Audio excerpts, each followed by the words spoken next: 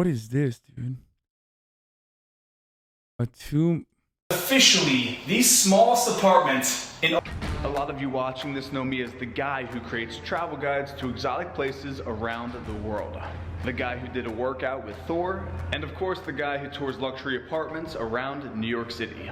But not many people watching know that back in 2015, when I started this YouTube channel, I was living in a 250 square foot studio apartment with an ex-girlfriend at the time. That's two people living in a space the size of most walk-in closets. It's important to lay this backstory because when I first moved to New York City, I was broke. I was living paycheck to paycheck. I had a ton of student loan debt. So living in that tiny apartment was my only real option to be in one of the only cities in the entire world where you can move here with absolutely nothing, not knowing a single person, and make your dreams come true. So this vlog is a special one as someone who's spent 2 years of their life living in a shoebox New York City apartment. And if you follow my Instagram... Wait, his shoebox New York City apartment still looks like decently sized. Knowing a single person and oh, never mind. Okay, what the fuck? Make your dreams come true. So this vlog is a special... Bro, no fucking windows too. I was wrong. It's not good. That's crazy. That shit looks like... Dude, New York apartments are so crazy. I mean, I literally lived in the chef's room of a frat house, okay? And I had a better situation than this guy does. Like, yeah. That's crazy. That's so bad. One as someone who's spent 2 years of their life living in a shoebox. Like, Norwegian jail cells are better than this. Norwegian prison literally has more light and is better living than this. New York City apartment. And if you follow my Instagram, you know I recently moved into a 2,000 plus square foot loft, which I'll be touring in the next episode. But it's very safe to say I have the perspective of what it's like to live in these places we're about to tour in today's episode.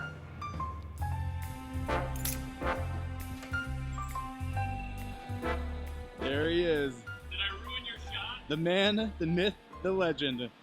Mr. Cash Jordan. So if you don't know, Cash is one of the top rental agents in the entire city. This guy has toured how many apartments? You said 250? Oh, jeez. So I've made over 250 apartment tours on my channel, but they're not as nice as his tours.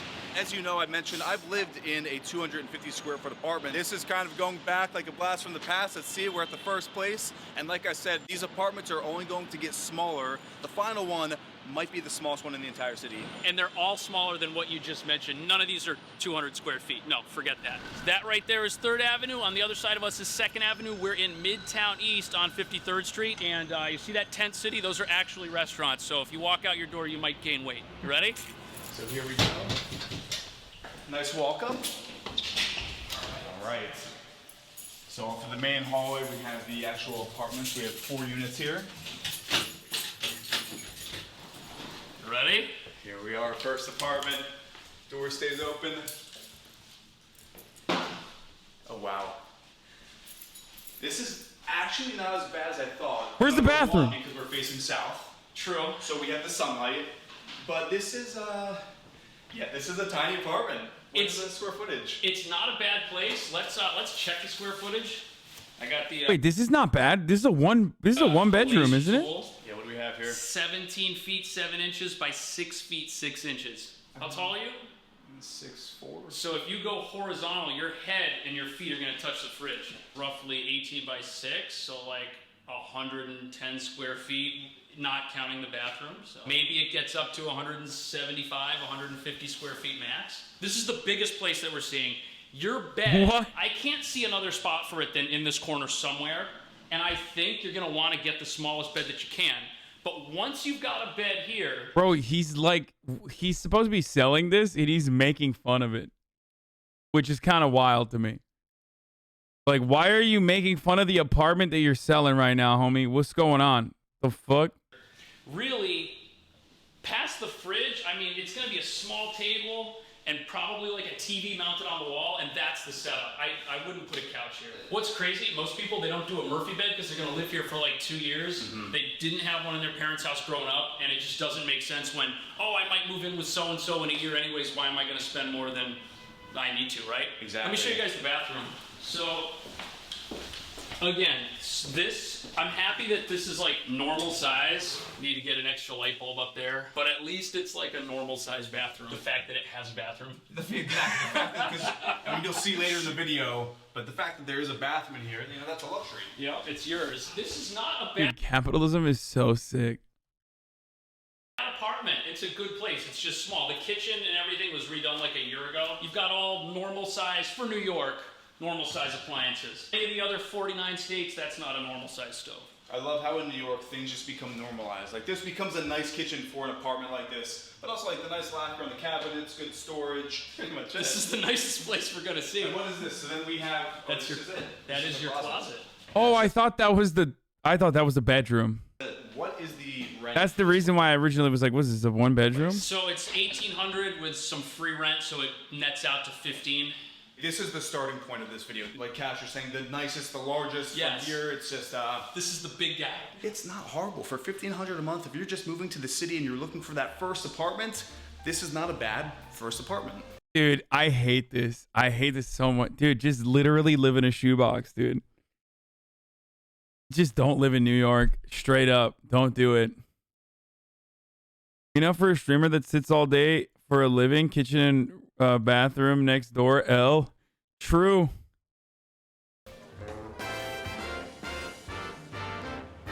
Cash was just saying it's been a while since he's taken anything but the subway.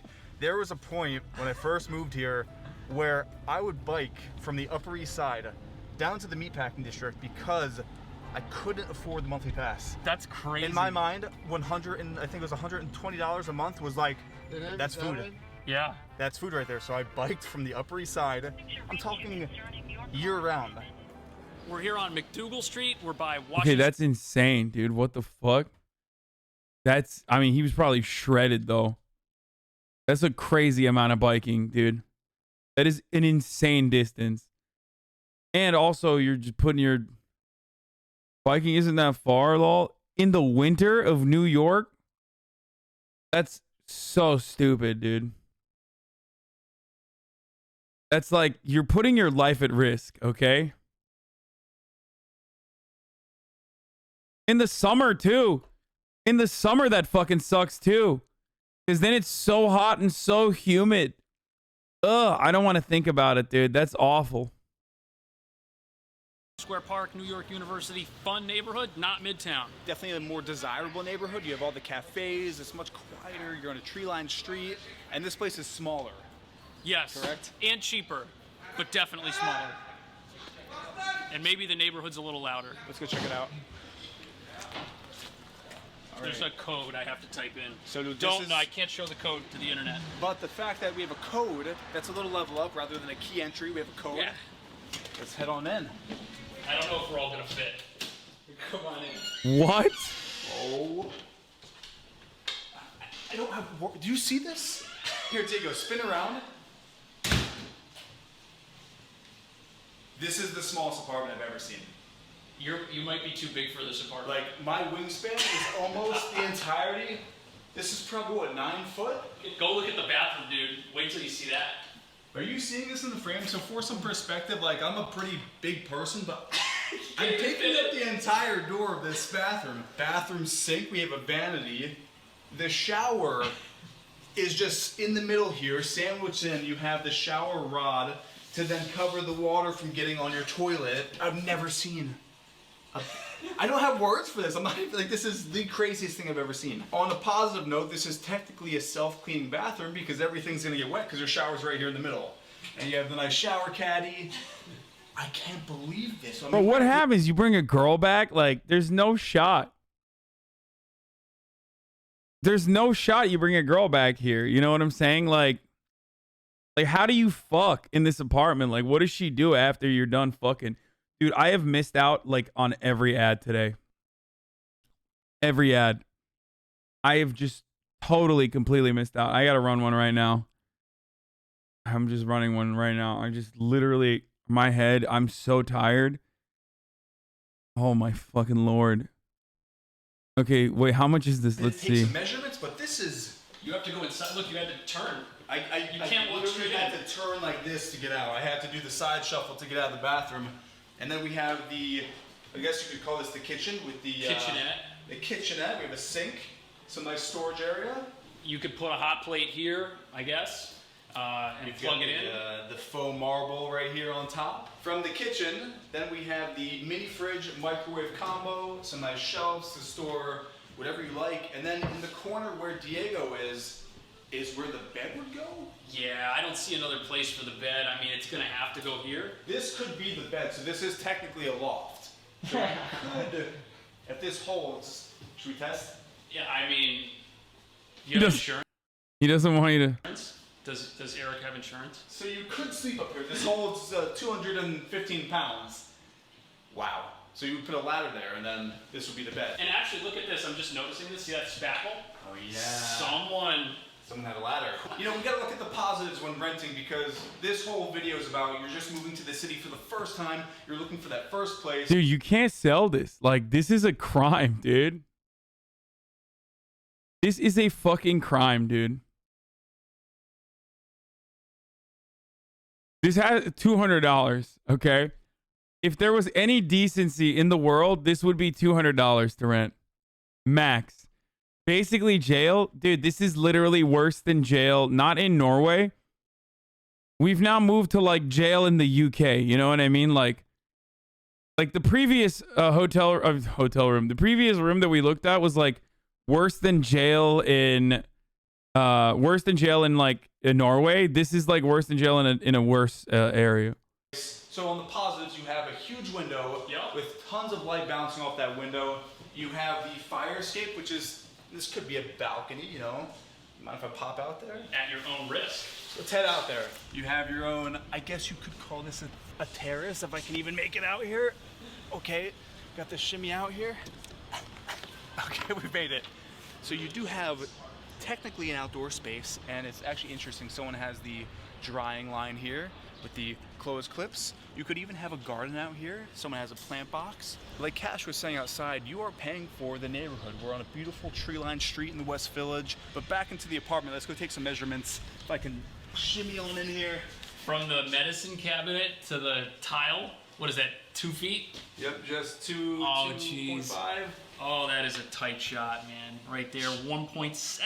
Let's get the measurement. Dude, you are renting these, bro. You fucking piece of shit.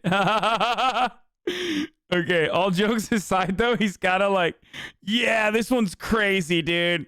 Imagine being a fucking loser to like live in this one, dude. Hey, by the way, you know, my number is right here in the description if you'd like to rent this property. The actual space, so I'm so like, what is this space? So let's do. Oh, jeez. All right, well, kitchen counter. Just about 8 feet. Yeah, it's Just under 8? Yeah, depending on where I put it. Like right now it's 7-11, sometimes it's 8. So like 8 by 9. 8 by 9. 8 by 9, 72 square feet. 72 square feet, and it's all yours. $1,200 is what this nets out to, so it's cheaper. Someone said white people would literally pay for prison, then have POC neighbors. True. And smaller than what we saw first. It definitely has. As a native New Yorker, I see no issue with this. Dude, you have been abused, okay? I mean, I have been in a... listen. Like, I've lived in some shitty-ass fucking apartments, and LA real estate is not exactly great. But this is crazy. Has less, but like Eric mentioned, the neighborhood here is fantastic. And since you'd probably be paying $1,200 for your own bedroom in this neighborhood, to get an apartment that's the size of a bedroom, is that the same deal with no roommate? It might be. We took a little hiatus. That is kind of true, though, because, like, you know... Actually, no, it's not. Even 2 bedrooms are going to be more than $2,400 in that neighborhood. We picked up another member of the apartment hunting. Oh my God, I'm going to die. That's a beautiful dog. This is it. This is it. And you know what's funny is we have another member with us, and this is the smallest place. And you said it's pet friendly. It is pet friendly, so St. Mark's Place, fun neighborhood, right by, you know, New York University as well, since it kind of takes over downtown, but definitely an awesome block, lots of restaurants. This is it. This is it. 14 St. Mark's. That's right. Theo's excited. Look at this dog. He's just like foaming and chomping at the bit to get in. Let's go, Theo. Come on. Not bad. This is actually a pretty impressive entryway. So You don't think that that's a beautiful dog? That is a wonderful looking dog, dude. Are you kidding me?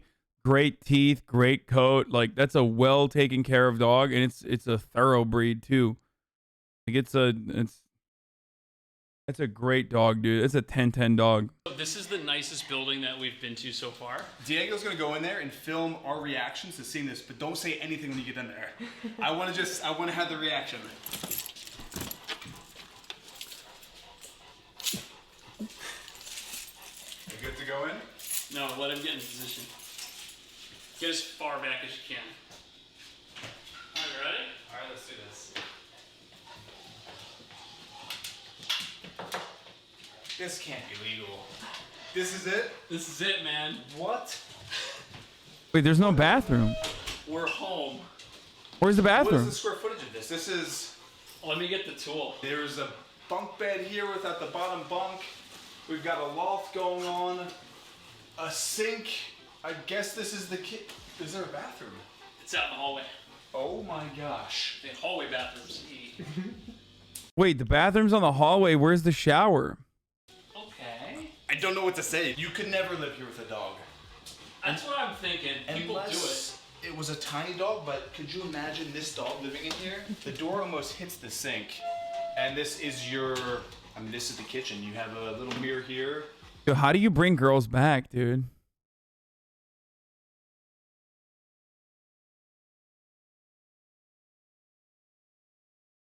I remember this. That's actually a nice ass apartment, dude.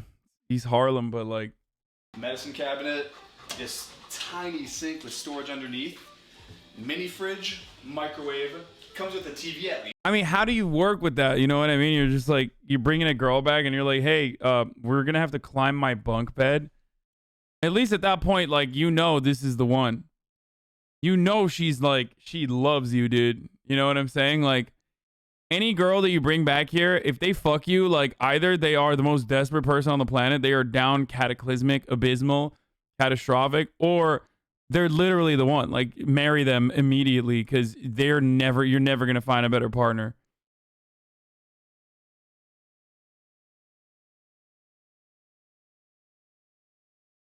We have the bunk bed, which is pretty awesome. Good use of space. True. The loft above.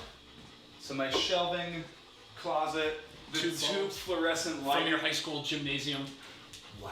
Just for some perspective, I wanted a shot of myself and Theo in the frame.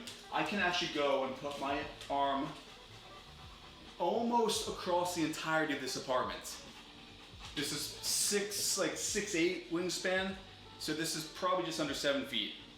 Cash is gonna take some measurements, but also check this out. This is just a reality of living in a place like this. If you're a tall person, I mentioned in the last place having that natural sunlight. This is a true alleyway view. There's a little light. We're on the top floor, but you look down, it's just nothing but brick. It's great if you have no friends yet. If you're still working on friends, if you don't have them yet, this saves you some money. What does this place go for? So right now, these are between $10.95 I have to pee so and bad. $11.95. And these God rent, damn it. right? People rent these. The fact there's people willing to pay $1,100 a month. I mean, this is smaller than a college dorm. Do you want to know something crazy that I didn't tell you about this apartment? I lived in this exact unit in 2007. This exact unit, I lived here. And I had like all this stuff I tried to move in and none of it fit, so I had to throw away half my furniture.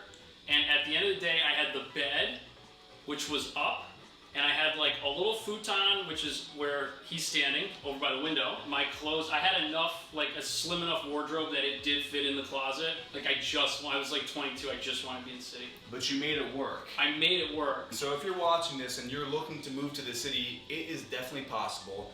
Don't say the rent's too high, excuses. If you want to move here bad enough and you have that dream, it's right here. Contact Cash. All the places that we've shown in this video, Cash is actually renting out, so they're all down below in the description, along with Cash's contact information.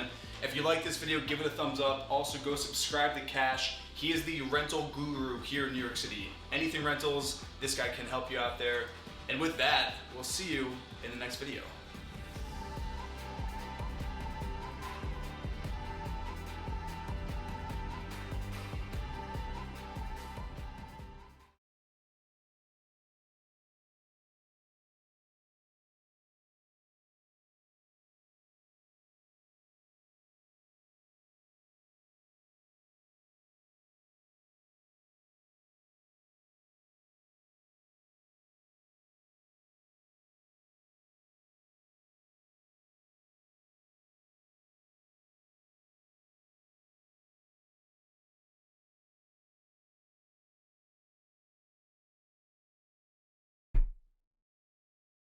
Sorry. I had to get hydration.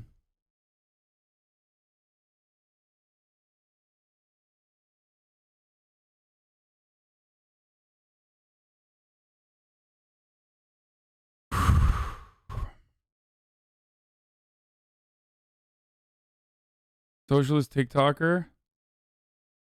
Black conservative perspective. Where did you find this? Guys, so Dude, I don't care about the black conservative perspective, dude. Just give me the actual video.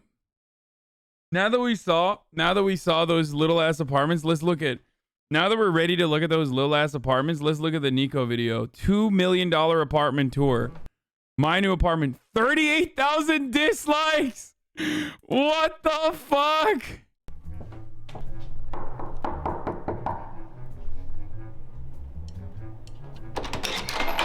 Hey, I didn't expect you there. Come on in.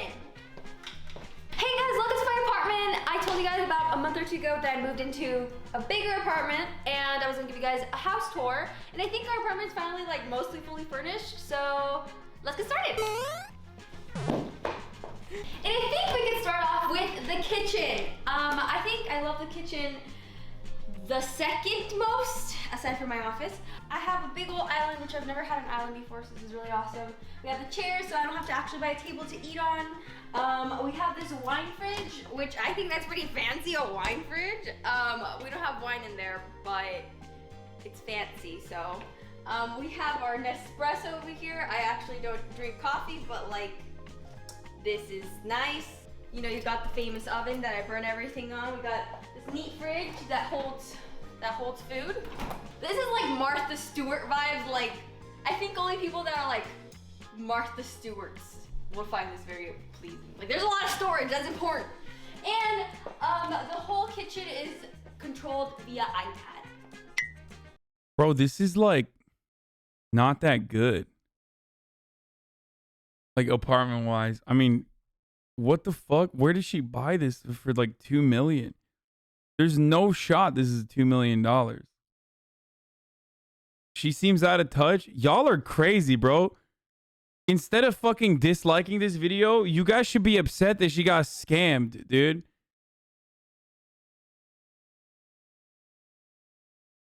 Like, people are like, I can't believe she bought a $2 million apartment. It's like, dude, are you kidding me? Like, she literally got scammed, bro. What the fuck? $2 million for this? Listen, dude, $2 million in Los Angeles gets you like a literal fucking penthouse apartment. Like, you could buy a fucking penthouse for $2 million in LA. $2 million in like where I don't even know where she is. There is no shot. It's in Dallas. Oh, that's it. Oh, dude, L's all around. Imagine. Oh my God. Oh, Jesus Christ. Oh, fuck. Imagine paying $2 million for anything in Dallas and it's not a fucking compound.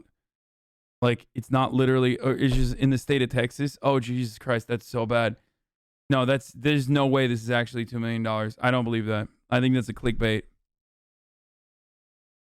No, that's actually clickbait, dude. No shot. No fucking shot.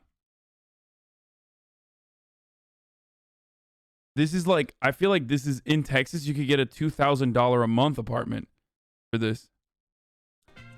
No, it's not, but it would be cool if it was. So, that's it for the kitchen. And you guys can follow me to the east wing of the house, of course.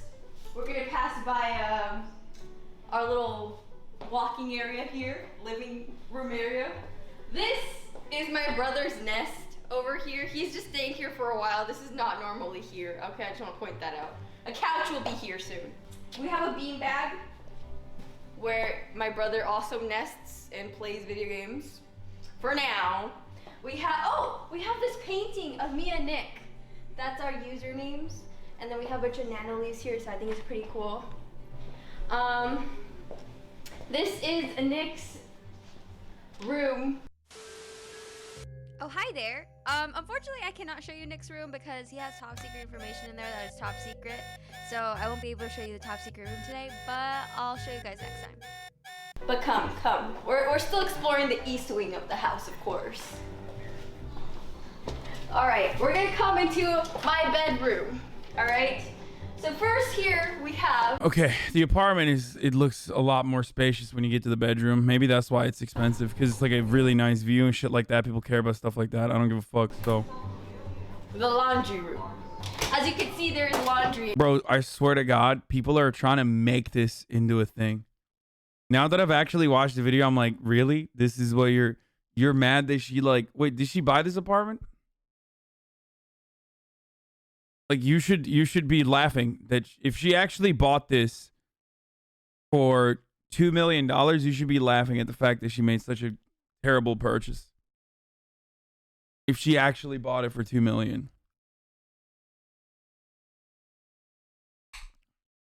I mean, seriously, what a disaster. Oh my God.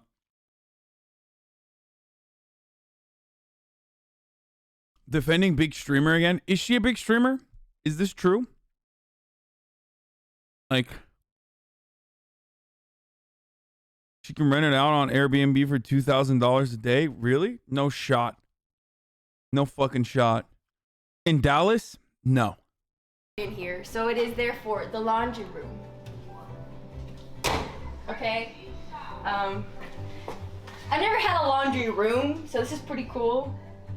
Usually my laundry was like in the kitchen area somewhere. So this is pretty fancy. And then this is the bathroom. It has a view of how high we are, because it reminds me that we're one earthquake away from death. So this is a bathtub I never use, by the way. I never use this bathtub, but like it's nice or whatever. If you want to feel alive and take a bath next to a window, knowing you can. Did this like start because she's a hypocrite for having money and also being a Bernie supporter? Yeah. I don't understand. Like, I mean, I do understand. Of course, if you say you've ever liked Bernie Sanders, that means you have to live in filth. Like, imagine having shelter while simultaneously being a, like, you know, social democrat or democratic socialist. Like, obviously you're fucking a hypocrite. Of course, none of the people criticizing her have the deed to a factory or own capital beyond a 1991 Honda Civic that was a hand-me-down from their parents, and that's not private. That's just personal property. It's an asset that you have. Barely an asset, really. So you are the hypocrites with that same metric, or with that same kind of energy that you would, you know, put into defending capitalism. There's a pretty wide gap between living in filth and buying a supposed $2 million apartment and making a YouTube video about it. Why? Why? This is like not even a fucking aggressive apartment, idiot. This is like a nice apartment. Explain your logic. Testing butts. Go ahead.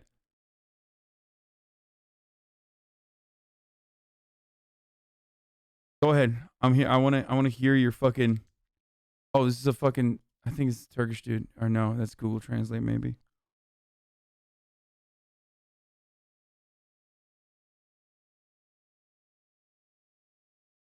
Like what's the level of wealth where it's unacceptable for you to be like living in a situation?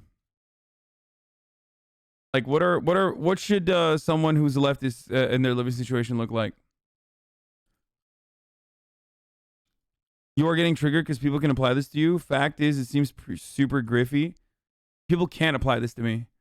People try to apply this to me, but they can't.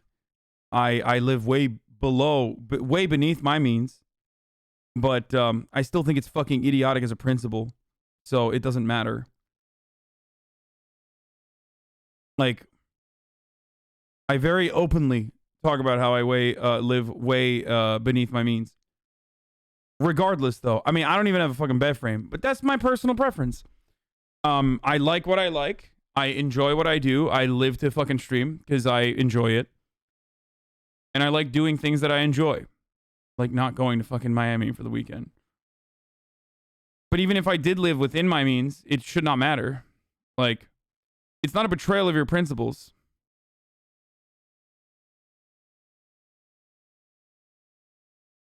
Just weird to flex your wealth on social media while being a leftist. Simply being wealthy is fine. Do you not see the difference? I mean, she's clickbaiting a video. If anything, This is like she's clickbaiting a video so she can get more views as a consequence of that clickbait. If anything, like I said, this is the opposite of a flex, where it's like, why the fuck did you pay $2 million for this apartment if you actually did? So only call out rich right-wingers, rich lefties are okay? Wait, what? Call out rich right-wingers? I'm so confused by this.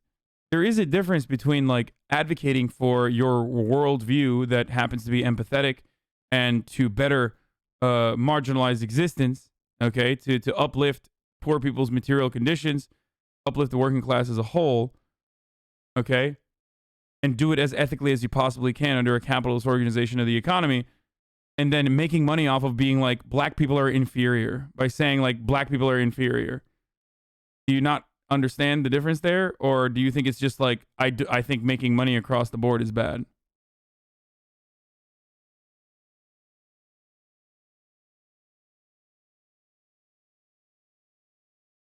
Nothing more empathetic than flexing a $2 million apartment. First of all, I don't even know how much of like a woke person this person is. Like, I don't know. All I know is that she used to watch me a long, long time ago, and that she did the Bernie thing. But having said that, buying a $2 million apartment is not the weird part. It's the flex that's weird. She's an influencer. She's an influencer. This is what influencers do. Think about how many times people are like, give me an apartment tour, give me an apartment tour of me. All the time.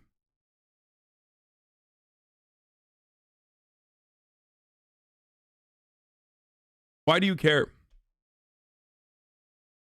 It unironically feels like when people criticize this and say, oh, it's not empathetic. It's not empathetic. It's like, okay. It legitimately feels as though like she was wearing a tax the rich shirt, right? She was wearing a tax the rich shirt. Is she avoiding taxes? Is she interested in tax avoidance? Did it come out that she like is like hiding her assets or something? In which case, then she's a hypocrite. But if she's wearing a tax the rich shirt and like is a fucking run-of-the-mill progressive, like kind of likes Bernie Sanders, social democrat or whatever, and lives in a $2 million apartment, and you guys are fucking losing your mind over it, you kind of, you know, it's a funny meme.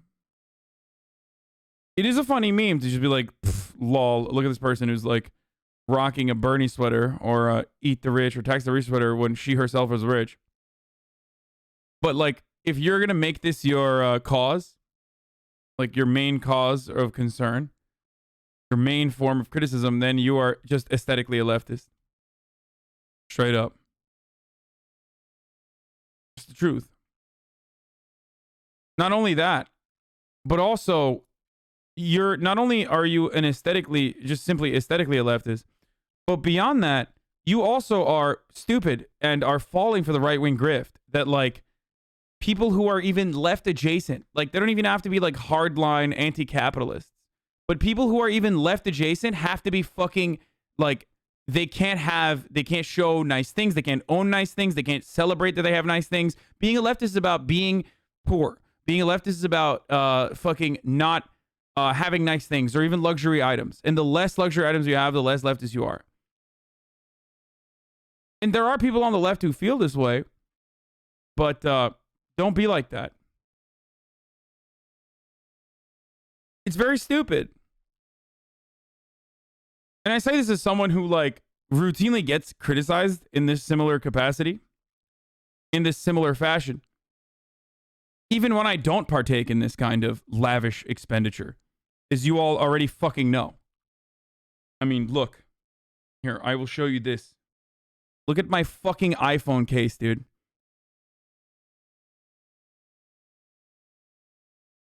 I need a new iPhone case. But anyway, this is one of the many.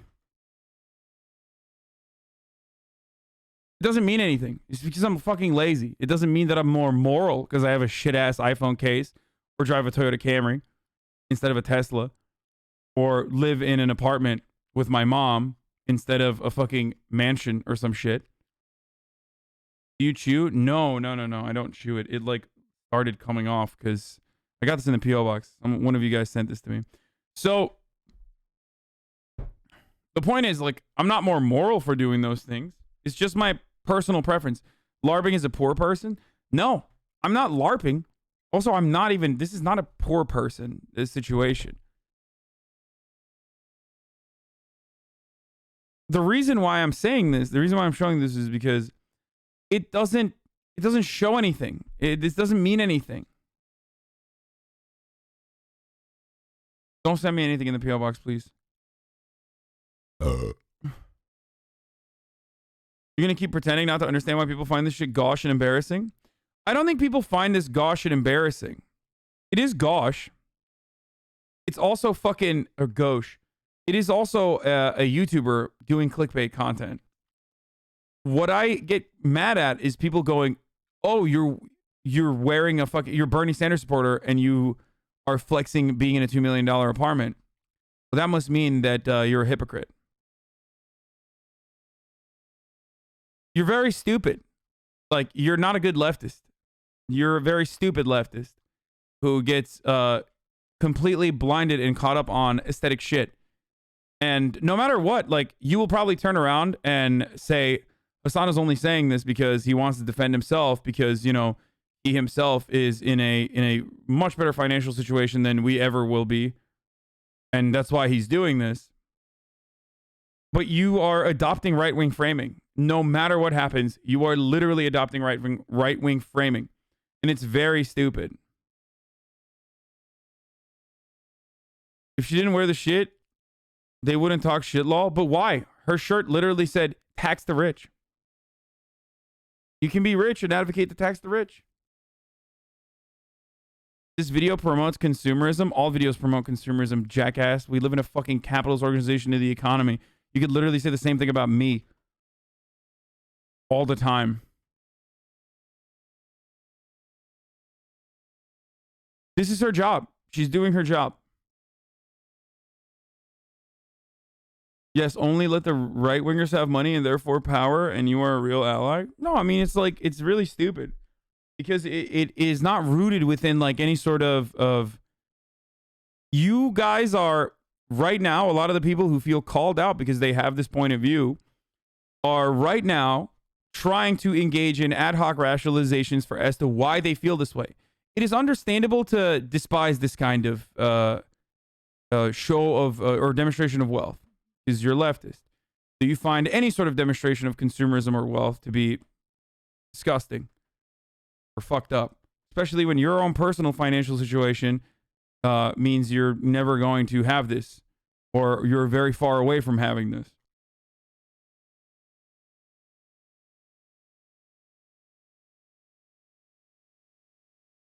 Does Chad have left fragility? I don't know what that means, but maybe. I just get very upset about the broader take that, like, if you criticize the capitalist organization of the economy, like, you cannot participate in this. You should be doing it from the outside. You know what I mean? Especially when I don't even think she's like an anti-capitalist, if we're being honest. Fall right through it. This is our second bathroom. As you see, I'm a Picasso myself, so I have all these paintings here. And this is a toilet where you do toilet things. Some people poop. Not even a bidet, dude. That's the L. Double L. Now we're gonna clean your butthole, dude? That's crazy to me, okay? Almost as crazy as, like, unironically watching the top of the hour go by and not telling the streamer that it's a fucking ad break time so the streamer can continue accumulating wealth and capital and flex on you down the line so you can tell the streamer that he's bad at doing his job and that he should literally not have a contract with Twitch if he wants to be a leftist. Top of the hour, every hour, boys. You can avoid the ads. You can use a VPN, an ad block. Or you can subscribe. You can do it for $5 or for free with a Twitch Prime. Oh, my fucking back hurts. Dude, I really miss streaming, dude. It's kind of sad that this is what I enjoy doing more than most things. Like, there was a time and place when I loved There's a time and place when I loved going out and partying, shit like that. You know, flying to fucking Miami for the over the weekend. That was great. Now it's like this is what I enjoy: yelling at 30 to 40,000 little babies on the internet. Anyway, yeah, I'm gonna run the ad break now, and then go back to the video. I don't have issues with consumerism, but what about leftists moving Texas to avoid taxes? I think that's a really fucking stupid take because the majority of people that move to Texas aren't moving to avoid taxes. That's yet another fucking instance of right-wing framing. A majority of people that move to Texas are moving because they don't have enough money to purchase property in California. So they're purchasing property in Texas instead because Texas properties are better priced, more adequately priced. With the exception of this $2 million mansion apartment that we're looking at right now. I don't like to move. I'm not going to move to Texas because I like California. The reason why I stay in California is not because I like paying extra taxes. I like staying in California because I like staying in California. I find it really stupid whenever people are like, people are moving to Texas to avoid taxes. No, it's 10%. It's a big sum. Okay. It's a decent size, a decent chunk that you're paying in taxes. But the real reason why people move to Texas is not because they want to pay less in taxes. The real reason why they move to Texas is because of property values. Why is that not plausible?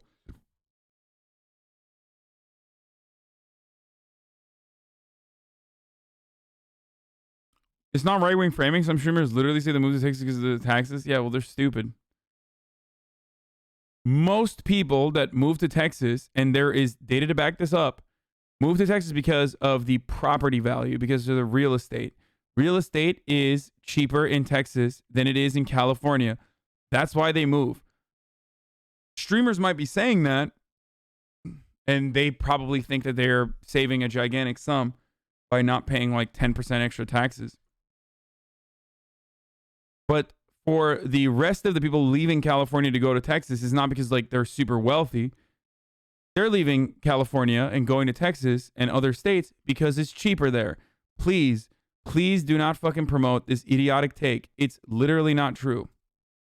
She said on stream yesterday she moved to Texas for her boyfriend. Unless you're a founder, then they definitely are to avoid taxes on gains. On average, Texas taxes will be higher than in Cali because of local sales property. This is definitely a flex, though. Your point about not being a flex because you can criticize the decision of buying something like things she's flexing can be applied to any sort of show off depending on how you see it. You could literally say that about my car. Like I could do a video about my car and you could say the exact same thing and be like, imagine motherfuckers that don't have cars and you're just like flexing your vehicle.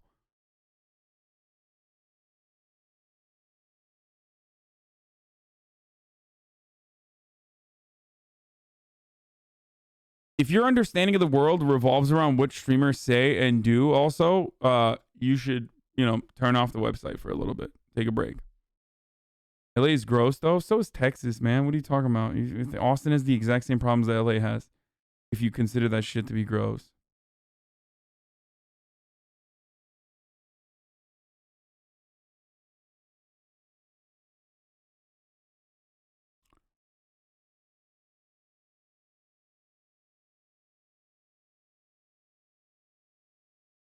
If they wanted some cheap real estate, they would go to Arizona or some bumfuck state.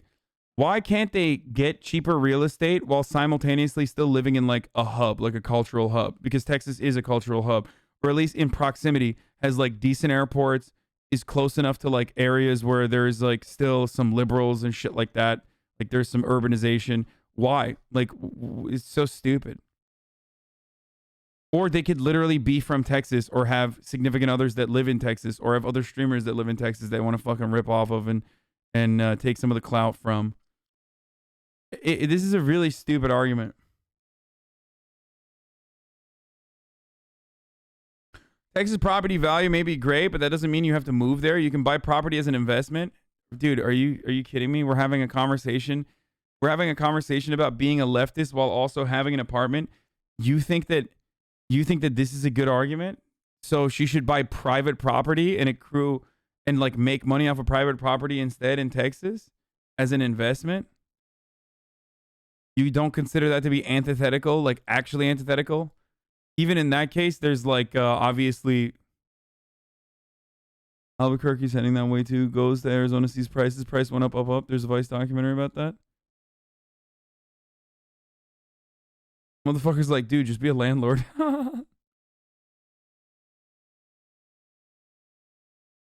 Some people pee. So, a porcelain throne, one might say.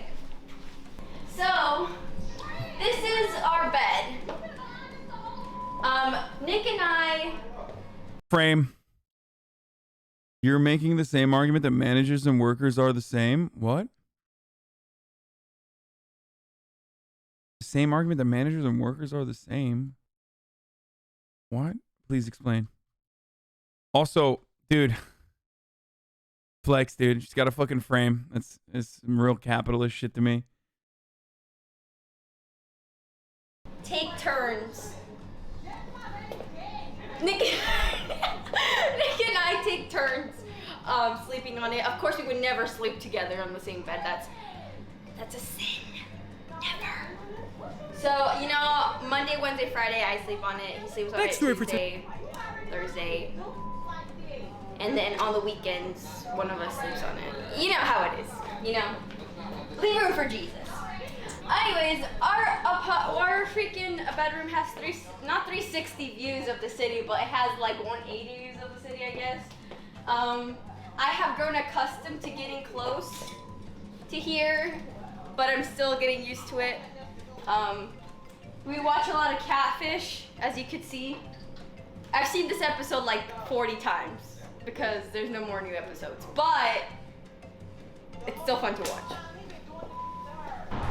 I wasn't thinking I was going to show you guys this, but I might as well show you. But we have a pretty sick view. I just hate being on the balcony because I'm so scared. Dude, no shot this is 2 million. It's mind-boggling that this is so expensive. It's like hurting me to watch someone pay that much money for this apartment. It's pretty scary, but it's pretty cool sometimes to come out here. All right, back inside, because I'm scared. I forgot to show you guys. This is my closet. So this is Nick's corner of the closet. Except that one, that one's mine. And except all of these are mine. And these. And then all of this area over here is mine. And this down here is mine as well. So pretty much Nick is these two racks right here. And like this top area. But he has his man cave, that's what matters, right? Like it is right downtown for the bar district, so 2 million. Yeah, it's possible. That's crazy, dude. I can't imagine paying 2 million for a fucking apartment like this in Dallas of all places.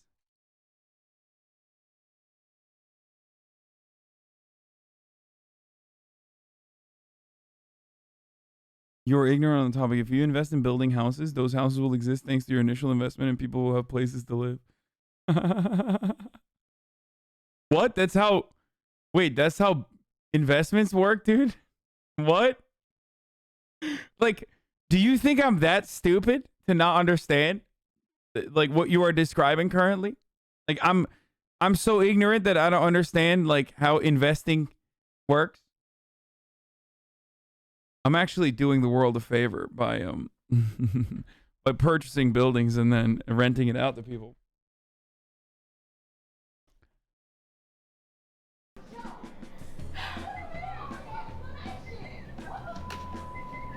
okay, let's move on. This door right here, you never open that door. You just never open that door. Okay? Oh God, I can't believe I opened that door. All right, let's go. Okay, now as you can see, we're going to the east wing of the house. Here we have I mean, it's pretty big. You know what's in Dallas that makes the property so expensive compared to the rest of Texas? There's a lot of rich people in Dallas. Maybe that's why. Snorlax. One of many Snorlaxes. All right, this is the biggest Snorlax. This is Papa Snorlax, I would say. The king I love of my Snorlaxes landlord. in this house. I love my landlady. I make sure to call her up every day to thank her for giving me a place to live. For free, of course.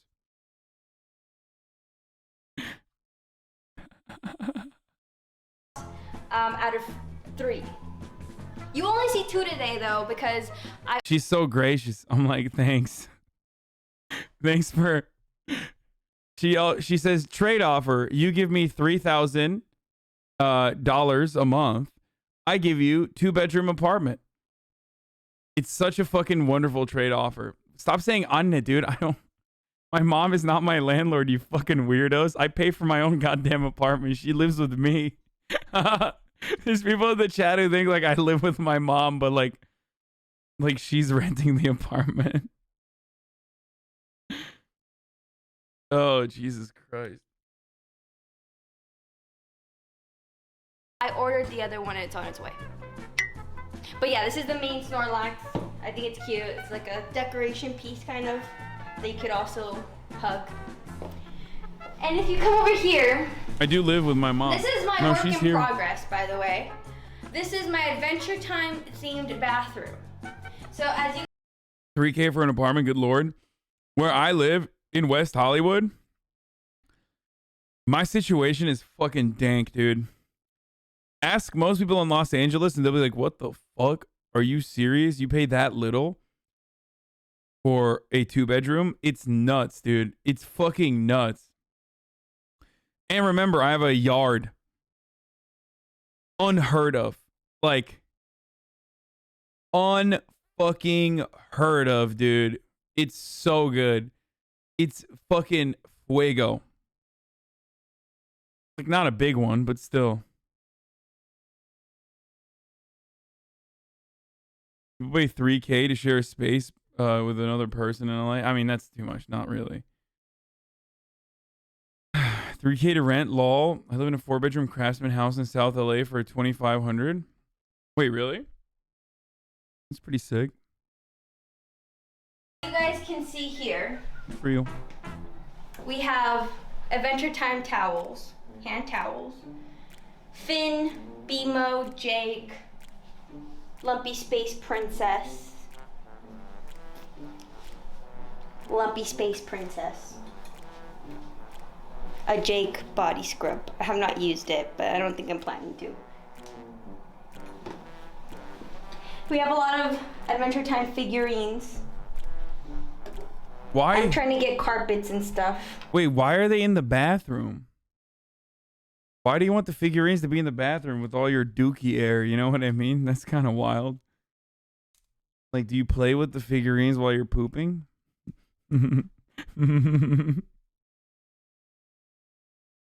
Dude, what the fuck? I can't believe people lost their shit over this.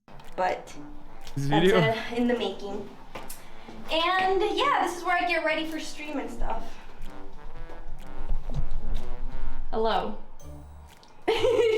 That's my cameraman right there. But yeah, this is where I get ready for stream. Okay. This is my favorite.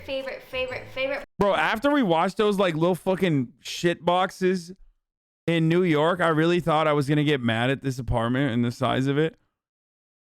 And the only thing I found myself mad at is like how insanely priced this apartment is. Like $2 million for this is fucking mind-boggling. I'm going goo goo gaga thinking about like an apartment that you pay $2 million for, and it's just this.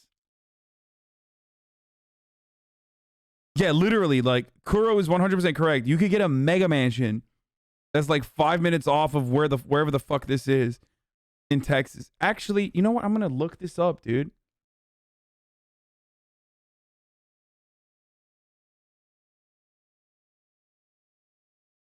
Dallas real estate. Maybe I'm wrong. But like,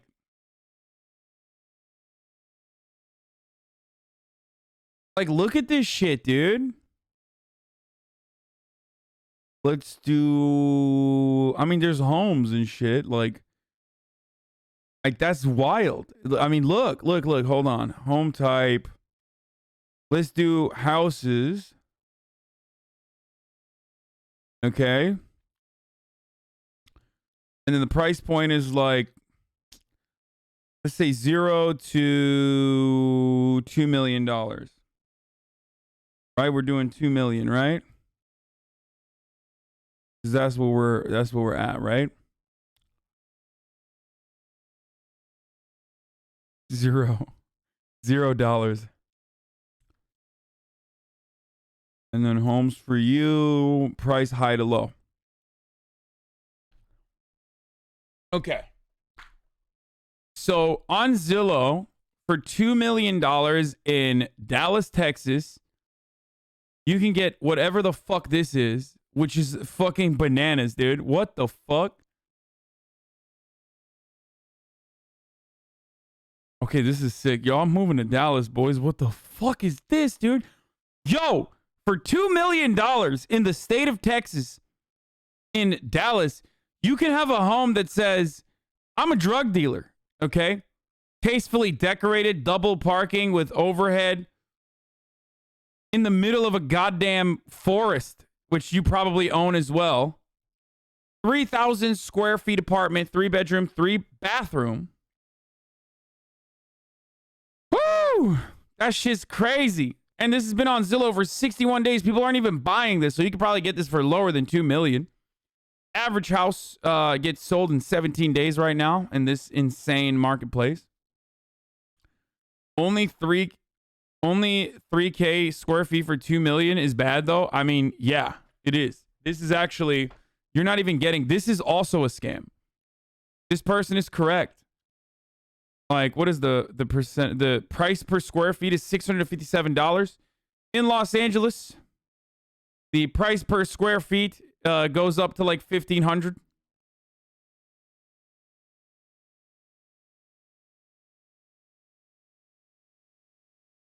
Built in 1999 as a single-family residence with central air and electric.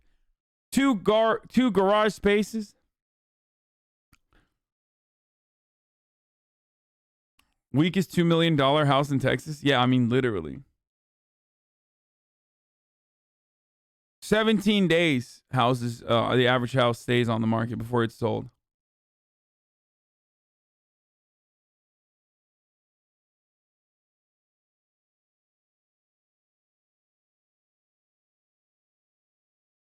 Dude, the families that own those areas are shady as fuck. You're going to end up like Lee Harvey Oswald if you're not careful. Do the virtual tour? Let's take a tour. Wait. Do they have that on this? Some of these are like literally, have you guys ever done this shit? It's kind of crazy. You can do like a 3D tour sometimes. I don't think you can do that with this.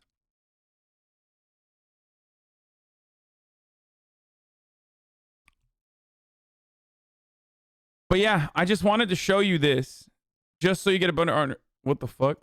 Just so you get a better understanding. There's a price cut on this for $100,000. You can get this in a nice neighborhood, okay? You can tell it's a nice neighborhood. It just looks like it's looks like it is. This is 4.4 K square feet. $2 million, folks. 4-bedroom, 3-bathroom. Once again, big ass house, big ass rooms. Miss Gibbs' house was $500K. Yeah, Miss Gibbs' house was cheap too. Yeah, in comparison, man. That's in Austin too. So, what I'm trying to say is like, this is shocking. If someone paid this much for this apartment, I don't understand. Part of the house, in the house that's near and dear to my heart, that I spend the most time in, and that I get to spend time with you guys in. And now, welcome to my stream room. Come in, come in. This is my stream room. You guys might recognize. Oh my God, there's an actual Mega Mansion, boys. Look at this. This is Mega Man shit. Oh my fucking God. For $2.2 million, you get a 6,262 square feet, 4-bedroom, 8 bathrooms. You can shit all day. Type deal.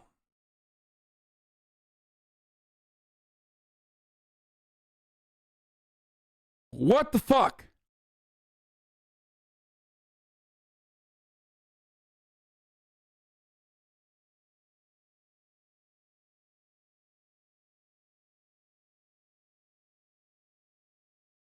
Miss Gibbs said this house was $800K, or his house. Yeah, his house was not $500K. When did you buy your apartment? I did not.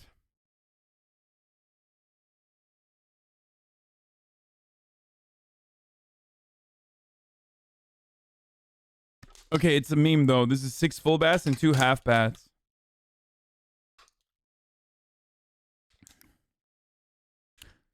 Someone get murdered there? Holy shit. No, this is not. This is way too expensive. These are inflated prices, folks. Let's take a look at something here. Yeah. So this house, when was this house bought? Can we see this? There's a comp list, tax model. 1.8 million is the assessment for it. What the fuck? 2018. Oh, it's a new house, I think. Wait, no shot. This looks old as fuck. When was this house built? So usually, okay, it was a 1922 is when it was built. What the fuck? Yeah, Dallas is real estate's fucking expensive. Everything is really expensive right now. These houses are all overvalued, okay? Listing was pending sale for $2 million. They want to sell this house for $2 million in 2018. Still very expensive. And now it's at 2.3.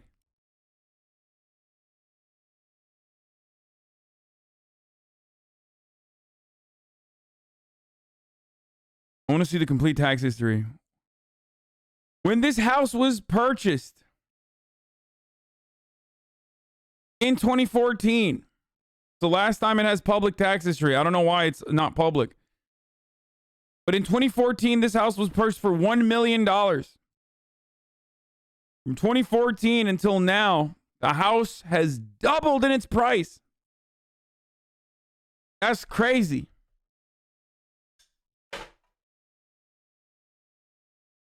That's taxable amount, not the value. I mean, if they purchased it at that, then that is the taxable amount. I'm assuming that they purchased it at 1.4, 1.1 in 2014. So that's going to be the fucking... Maybe it didn't exist? No, it was built in 1929. It certainly existed.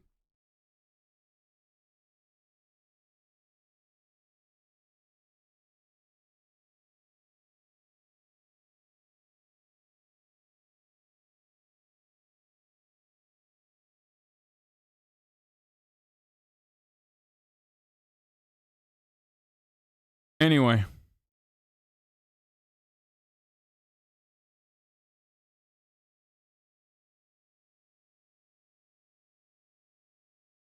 You can look up public titles if you want to see all the latest info. Go to James Editionist to Craigslist for rich people. I don't know what that is. Are these just priced at NA? Because holy shit, where I'm from, Bahrain, you can pay $2K a month for a 4-bedroom house. No, these are... Wait, does Texas have homestead exemptions or no? Why is the bathroom shaped like that? I don't know. This is like rich people shit, like when they have this kind of weird tub. My friend told me to tell you he drives a Lexus. Fuck him. Weird flex. Okay, so now that you've seen this, do you understand why I find this like fucking so strange? The $2 million for this? It from my streams. This is my little setup over here. You guys might notice my monitors, the Snorlax in the background, as you guys might see right here. Then we have my sign, and then this right here is a Jamie Brindley original. It's an Adventure Time painting. A lot of you guys ask me, where did I get my Adventure Time poster? I actually have this custom made, and it's a painting. And yeah, like I have a lot of cute little decorations. This is the plushie corner right here. It's a work in progress. All the stuff in my stream room is actually gifted from my community. I had a little Amazon shopping list where my stream decorated my stream room, and all these decorations are from some of my viewers. So this makes my little content area all the more special because it has something from my community. And that's why it makes me really happy every time I'm in here, because it's all about content, it's all about content creating, and it's definitely all the things that I like. So shout out to my viewers for helping me decorate my stream room. Okay, and I think other than that, I think the last thing I'm gonna show you guys. Chat, you send Hasan shit? Don't whine. Yeah, I know. Seriously, you guys fucking literally will be like, oh, you I saw that your fucking footrest was broken, so I sent you 11 footrests to your PO box, and then they get mad at like people buying shit for Nico. Is my closet my second closet? Okay, listen. Okay, I just like to shop a lot. Okay, I like clothes. I like looking cute. Okay, so don't judge me, but this is my closet. I have a lot of cosplays. I have more clothes, and also I have my things for my setup. If I need cables, if I need chargers, they're all right here. My Switch, light strips to make my content space more colorful. Yeah, but you don't have a wish list? Yeah, of course not, dude. Yeah. Some The fuck are you guys gonna buy me that I can't buy myself? All my neat, cute stuff. So, other than that, that is my stream room. Alright guys, that's it for my apartment tour today. I hope you guys enjoyed it. I like sharing my personal life with you guys, and it just makes me feel... Eat the rich. Also, here's my $2 million. She didn't say eat the rich, she said tax the rich. And also, she got fucking duped into paying $2 million for this apartment, okay? Like, goddamn. like I'm sharing my life with my friends. So other than that, I hope you guys enjoyed it. If you did, make sure to like, subscribe, and I'll see you guys on the next one. Bye. Or you could literally purchase a fucking house in LA for that price. Like, you could purchase a sizable house in a really nice neighborhood in Los Angeles for $2 million. That's wild to me. I'm like hurt by Gen Zers communism after getting money. I don't want to play with you anymore. Couldn't imagine a better example of someone who uses ideology as a fashion statement. Eat, tax the rich, socialist living in $2 million apartment. Yeah, this is what you guys sound like. Like, you guys sound like fucking dummies. Like, some people are so poor, all they have is money. Bob Marley. Tax the rich moves to a state where rich people pay less taxes. You mean America? This is literally like saying, imagine being a wealthy person who's a leftist and not living in fucking Norway. Like, that's the argument. Like, you mean America, dude? God.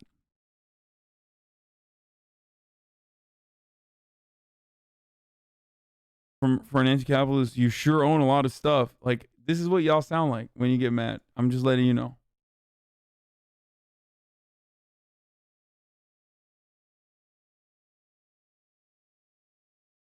It was a 3-bed, 3-bath, yeah. Largest house in... No. See, in Minnetonka? Oh my god, this is beautiful, dude. What the fuck? Yo, I'm moving to Minnesota, boys. Fuck it. This is the largest house that's being sold in Minnesota right now. What the fuck? Only $1.3 million, dude. That's crazy. Why do all these streamers live in Texas then, dude? It can't be the weather. I'm sure some of them like the fucking tax break that they get. But overall, the reason why people move to Texas is not the tax breaks.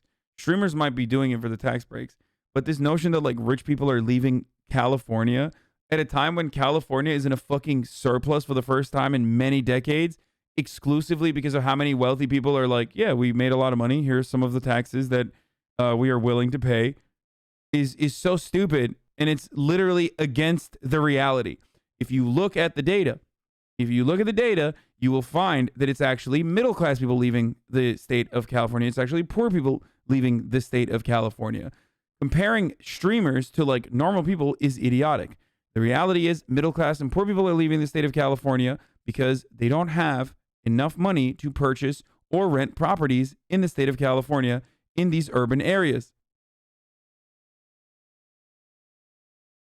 No, don't say they're not leaving copium. What the fuck? Why are people saying copium the data? Wait, I'm so confused. What the fuck? I did my own research. What?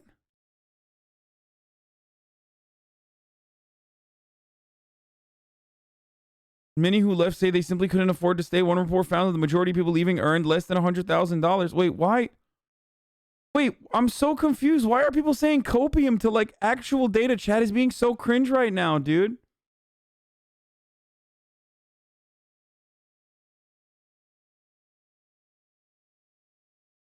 What is happening? Hasan, it's reactionary Monday. Just move on. But I'm like legit confused. Like, why would you be like, that's not true? Like, your argument is that rich people aren't leaving, but poor people are to question. Then why are all the rich streamers moving to Texas? There's like 11 rich streamers, you fucking moron, in comparison to the hundreds of thousands of people that like leave the state and go to a different state. If your fucking worldview is guided by the 12 streamers that moved to Texas, you're a fucking idiot. That's not how data works. That's not what you're supposed to look at. You're engaging in sampling bias and not even looking at all the other important factors the streamers are not mentioning. It's not just tax avoidance. It's also the fact that other big streamers live there, for example, and the cost of living is lower in a place like Texas than a place like California. What the fuck? What is going on, dude? What, do you people literally think Twitch is the entire world? Like, what the fuck? Yo, that's crazy. It's because people are getting priced out of their homes, dog. That's why people are leaving.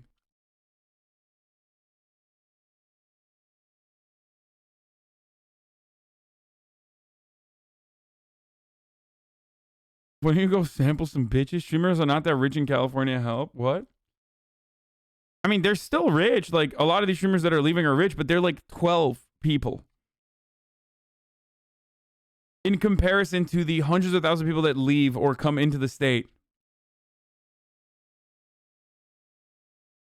And the reason why it triggers me is because, like, people look at Joe Rogan and be like, Joe Rogan said he's leaving because of taxes. And it's literally a right-wing take.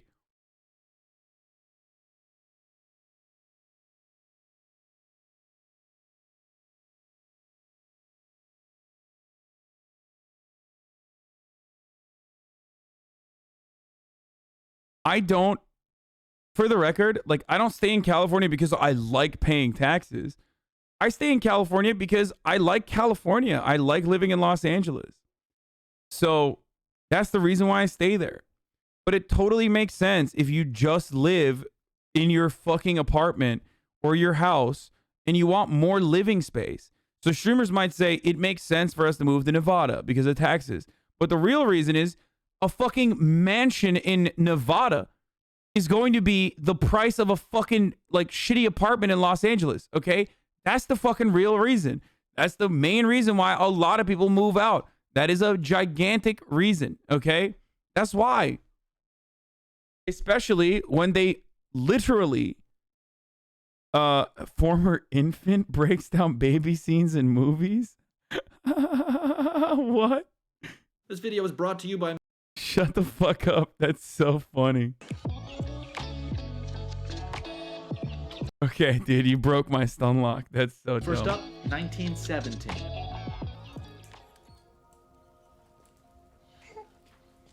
Pause there. That's accurate. You know, I mean, I've been in a drawer. I've made that noise. The French, especially around this time, were very well known for raising their young in drawers and cabinets. You know, I have a French friend now who spent his first 2 years on a shelf. Nobody likes him, and nobody ever will. Is it because he grew up on a ledge where you're supposed to put books and knickknacks? Maybe. But is it probably more so because he's just French? Yeah. Dude, this is the shit, by the way. This brings me back to New Jersey. I got a Diet Arizona half and half iced tea lemonade Arnold Palmer, baby. I mean, Arizona green tea, zero. Like, Diet Arizona green tea is the fucking goated on the stacks excellent drink of choice. The Diet half and half Arnold Palmer is not as good, but I still got it.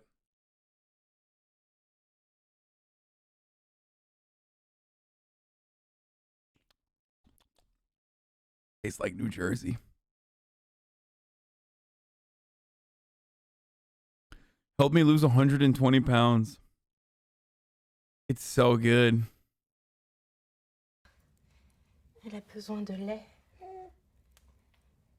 Milk.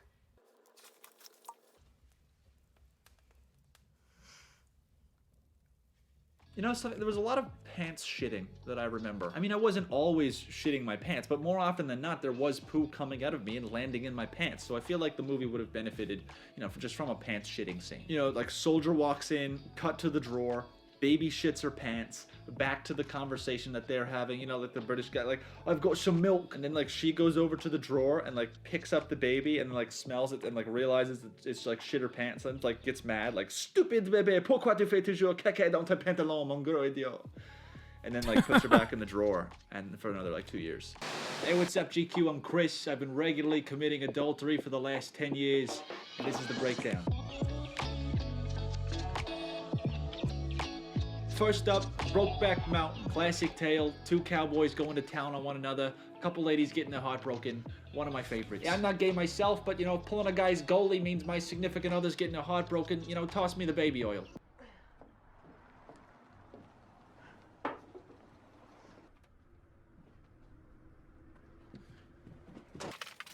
Jack fucking Twist.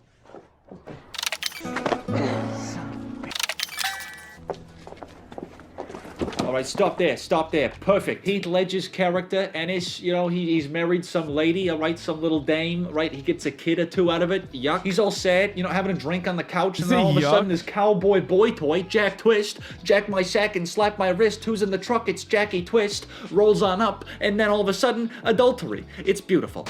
This is the change-up. What do I do? Get them to the kitchen. Yep, hold on. Pause there. That's accurate. I mean, my dad used to carry me and my brother like that. Stay. All right, in the kitchen. Defrost 2 bags of breast milk in the microwave for 3 minutes, then prepare 2 separate bottles. Pause here again. I think the overall feel is definitely there. I mean, I was more of a straight from the teat kind of guy, but I loved breast milk as a young buck. How can you speak on your views trying to be appealing on your ideology then call a person a moron? Dude, imagine spelling moron with 2 R's. Nobody's ever changed their views by being insulted. You know what you sound like? Sound like this. Stay. That's accurate. I mean, my dad used to carry. This is the change-up. Yep, hold on. Pause there. That's what you sound like.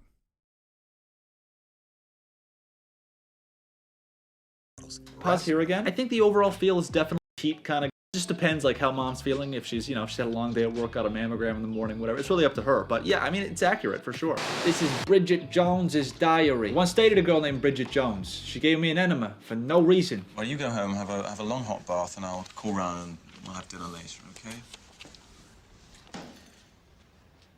Is there someone here? Stop there. Love that. Very accurate. Oftentimes when I'm giving a stranger the goods, I will actually text my wife and tell her to show up at the location. It's always a good rush to see how everyone reacts. You know, of course, the strange lady or fella that you're touching butts with doesn't know, and, you know, obviously your wife doesn't know, but you do, so it's fun. It's fun sometimes to play with a scene like that, you know? Damn, Hasan always dunking on people who support him the most.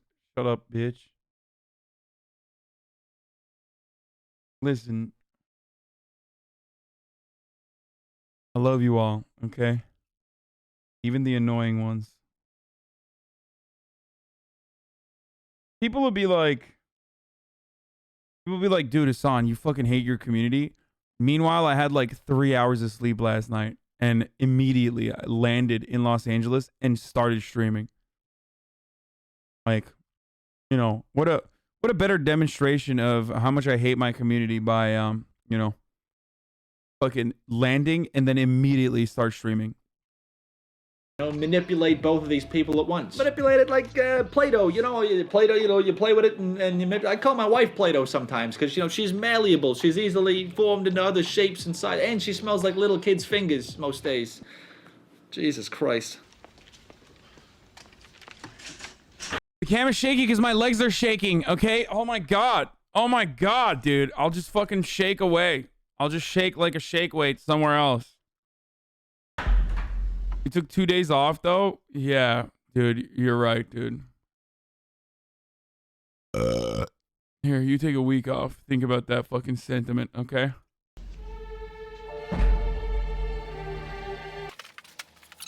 This is Lara from the New York office.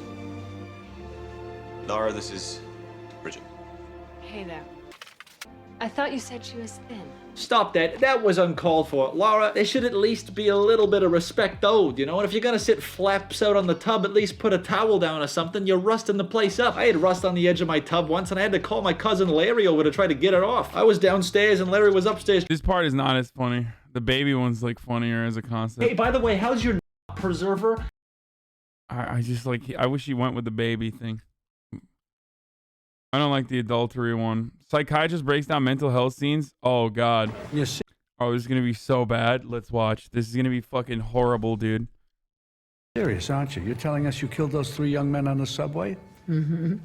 And why should we believe you? Got nothing left to lose. Not everybody does this. It's extremely rare. And it's What the fuck? Yo, this is going to be the dumbest video, dude. Okay, dude. Okay. Oh, my God. Oh, geez. Not everybody admits to murdering people. Not everybody murders people in the subway. in fact, the Joker, unfortunately. The funniest part about GQ is that they find like the hottest people in that profession. Like it's always like psychiatrist breaks down mental health scenes, and then the psychiatrist just looks like just looks hot. Like, why are you so hot, dude?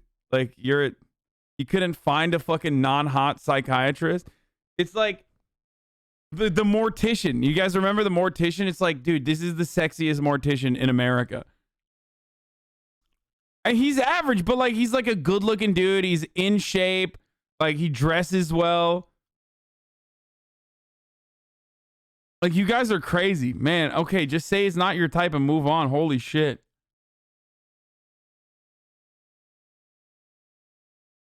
Unfortunately overplays the idea that mental illness and violence are linked. You say this shit and then wonder why people mistake you for bi?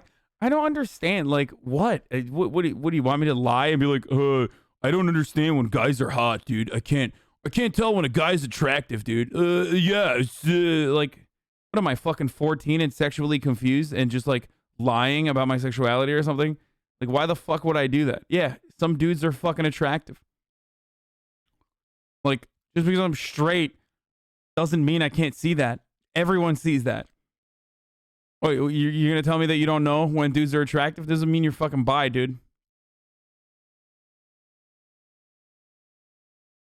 Hey GQ, I'm Dr. Eric Bender. I'm a child, adolescent, adult, and forensic psychiatrist, and this is the breakdown.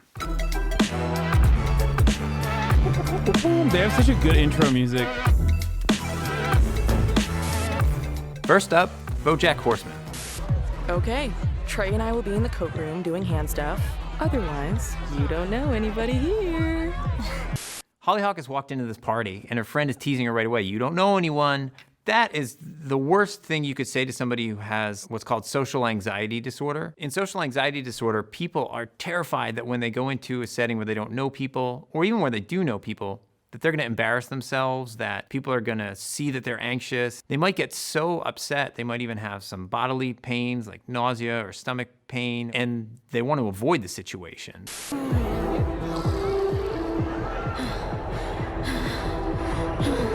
As she looks around, she starts to get more and more anxious. You see her starting to hyperventilate. She's starting to get short of breath. There are all kinds of anxieties, and they differ in very significant ways. Sometimes anxiety is really serious, and we call things disorders if, in fact, the anxiety impairs people's functionings during the day. Or in these cases, say, if she does have social anxiety disorder, she avoids socializing.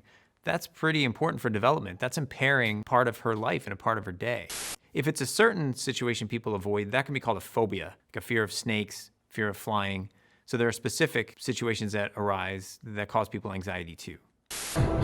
Oh, what do you see? What? You're having an anxiety attack, so look around the room and tell me what you see. I see people partying and passing out. This guy has done a really good job here of using a therapy technique called grounding. I have used this with patients. When they get super anxious, you can tell them to look around themselves and to tell themselves where they are. I'm standing here. I'm in a room. It is Tuesday. What else do you see?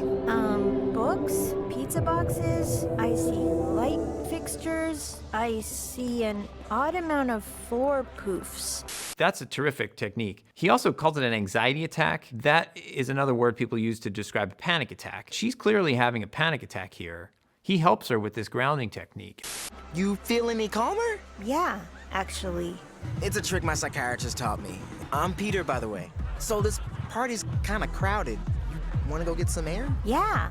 If there are a lot of people around you blocking where you are and where you're breathing, yeah, absolutely. Get out of the room and get some fresh air. You hear fresh air because a lot of people have trouble. They're trying to breathe, so you want to get them out to a place where they feel like they have more access to air. So that can be more psychologically helpful too. But I think sometimes it's even more, all right, let me get out of this crowded environment that's making me feel like I can't breathe.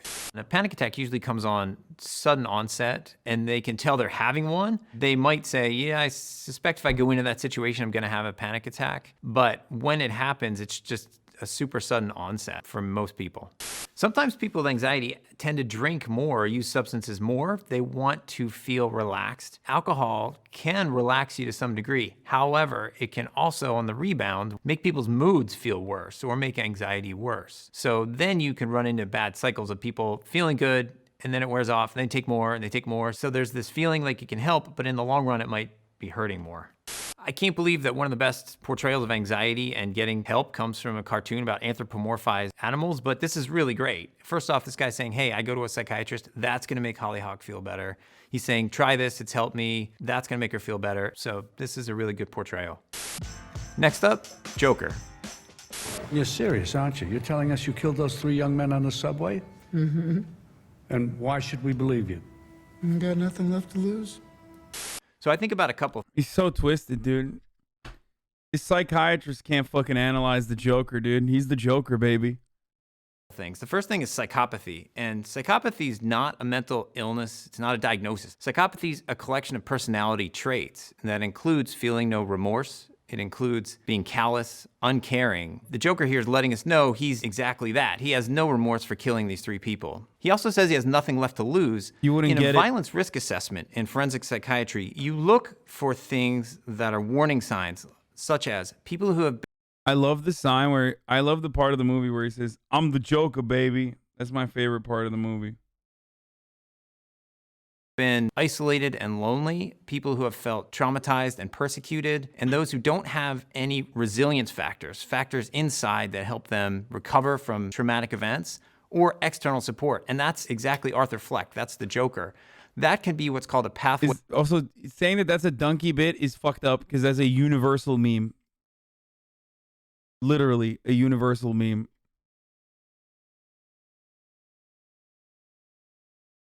Yeah, no, he did say that. I'm the Joker, baby.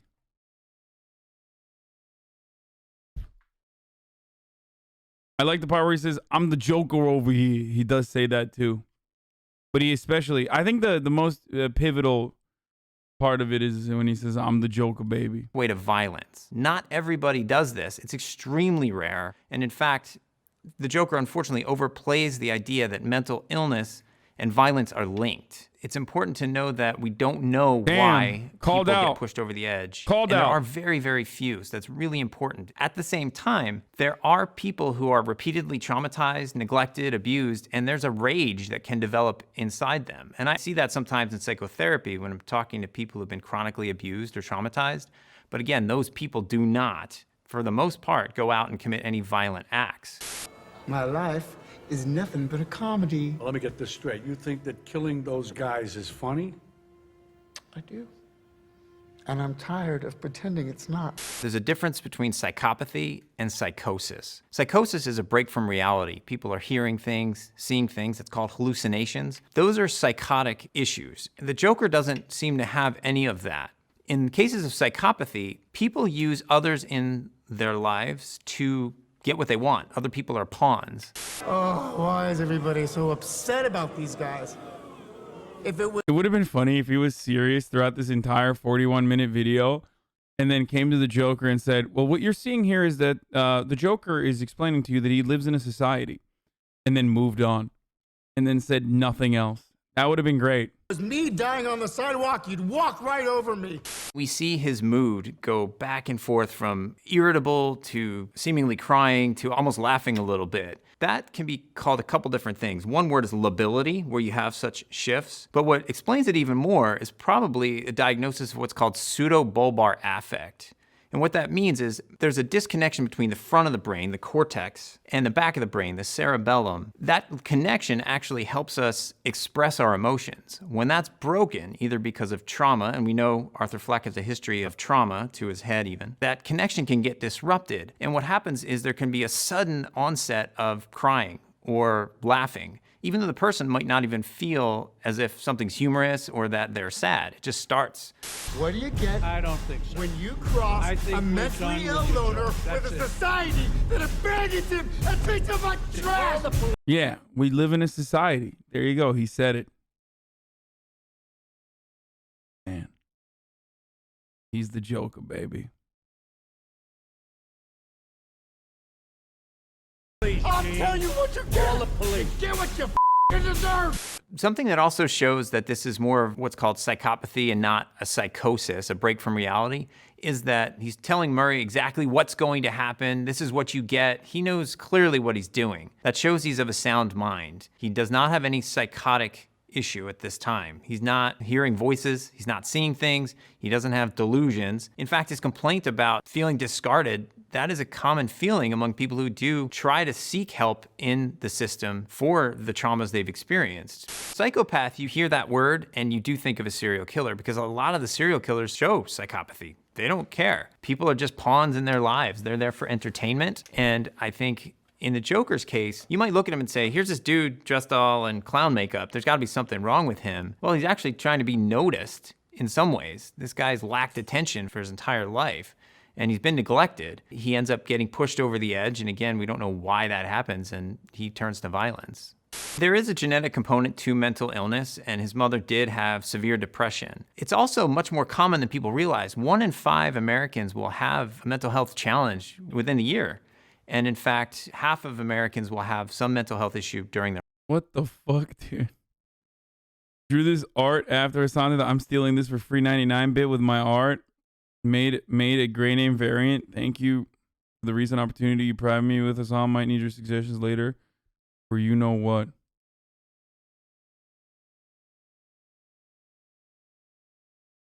Oh, it's Joker Bostain.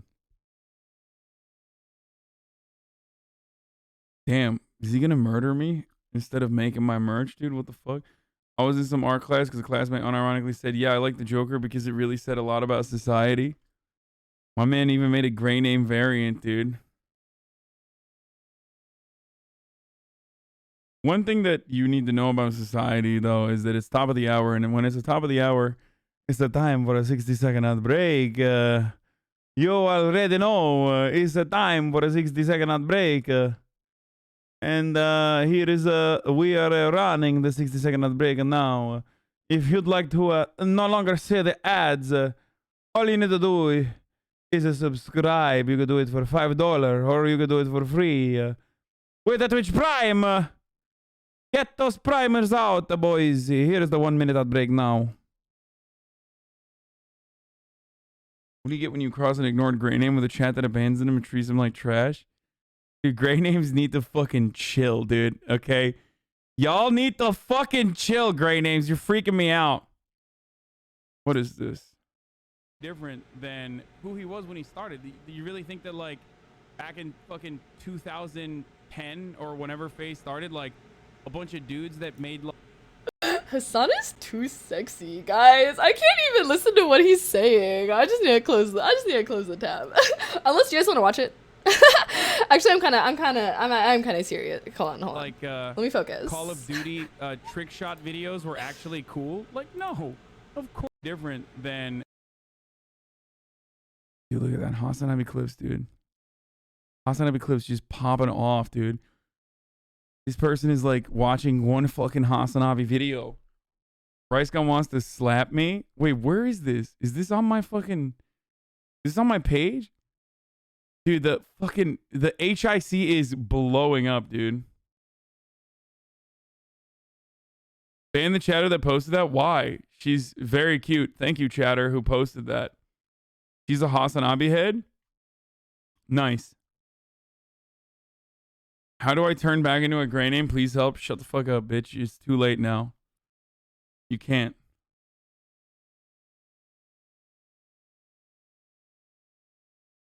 What pretending to be crazy looks like? What the fuck? This has 34 million views, dude. What is happening? These are... Okay, we got to look at these JCS criminal psychology videos. I feel like this shit's crazy.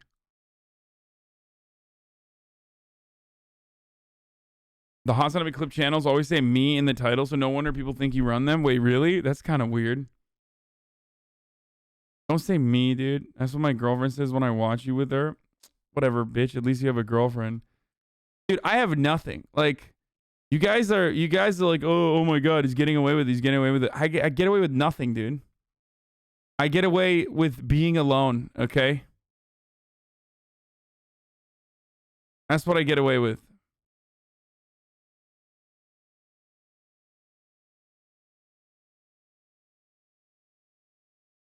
JCS would be incredible React content. What is this? People popcorn? Oh my God, that's so fucking cute, dude. New people just dropped, boys. That's a cute one. Please get laid, man. You are losing it. I really am, dude. I really do need to get laid. Like, straight up, I'm fucking losing my mind a little bit.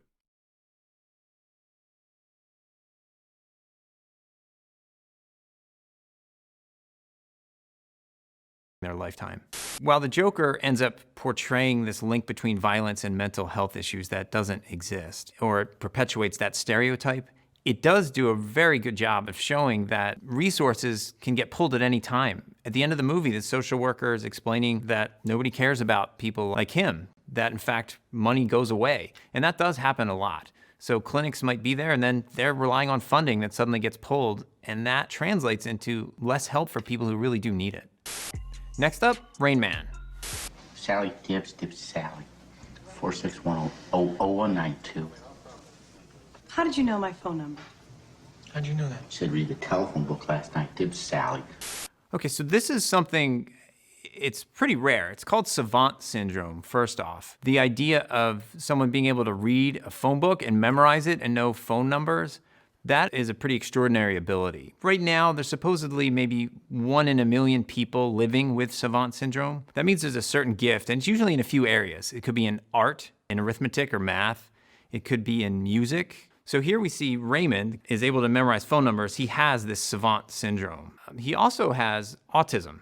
Autism is a developmental disorder, which means that as someone is developing, they don't develop in the way most people in society would develop. And in autism, you look at 2 main areas. You look at how somebody's developing and how they're communicating. And that includes, do they make eye contact and communicate with language? Do they actually seek out reciprocity, or do they offer reciprocity? Meaning, can they participate with someone in a conversation in a normal way? Or do they not point things out, not try to draw attention to things in their world, and not respond to people?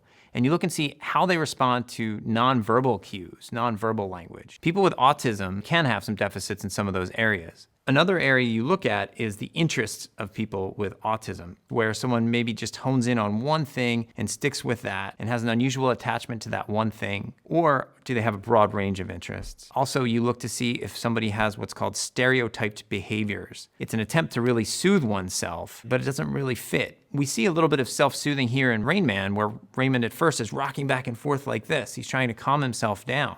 So these are things that I look for in autistic spectrum disorders. It's also important to note autistic spectrum disorder, or autism, it's a wide spectrum. Just like if you say you're sick, you might have a cold, or you might be in the ICU and need surgery. If someone has autism, they could be impaired severely, and Raymond is more towards that end, or someone could be highly functioning and have what used to be called Asperger's disorder, where they don't really have the problem of never developing language, which can happen in severe cases of autism. They might develop language, but there are these other quirks about them. Of course, I don't have my toothpicks. No, you don't need toothpicks. Chat be like, wardrobe change, dude. Just like, that's a self-report, dude. I just took my sweater off. Like, that's not a wardrobe change, homie. I just took my sweater off, okay? Like, this is a normal thing. Human beings sometimes have multiple layers of clothing, okay? And, you know, they will sometimes feel like it's getting really hot. So they take off one layer of clothing in order to regulate. Yeah, 10 subs for the next outfit. I just gave you... You know what the funny thing is? I've been giving you guys free outfit changes in the stream without even charging you for it. I realized now that I've hung out with Amaranth, I'm gonna start fucking charging you for this shit, dude.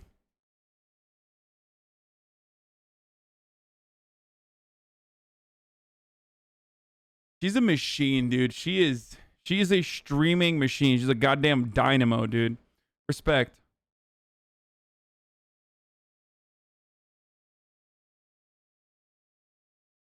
All right, but what if you were to flex on us with cool outfits midstream? Dude, I don't have that. I don't have my toothpicks. You don't need toothpicks, Ray. Literally, why do you keep pretending to be single? Lol. Pretending? Yeah, I actually. Thank you, Maddie GPB. I am pretending. Guys, I'm pretending to be single. It's true. It was all a lie all along, boys. Pancakes keep sliding off. You're gonna eat with a fork. I don't have my maple syrup either. I'm gonna be without my maple syrup and my toothpicks. Here we see what's called an adherence to a routine that doesn't make sense to most people. But to someone with autism like Raymond, that routine really is important. And you could see his brother just wants to get breakfast. He just wants to eat. But when there's a shift from that routine, it can be very hard for someone with autism to deal with that. In terms of why, a lot of people believe it is a comfort. It's a soothing thing. And when he's pulled away from that, he has some trouble. Definitely not gonna have my pancakes with ow! Don't make a scene. Ow! So Tom Cruise, while he seems to be a jerky guy in the movie, in some ways he's responding to Raymond, at least in this scene, the same way most people would feel frustrated.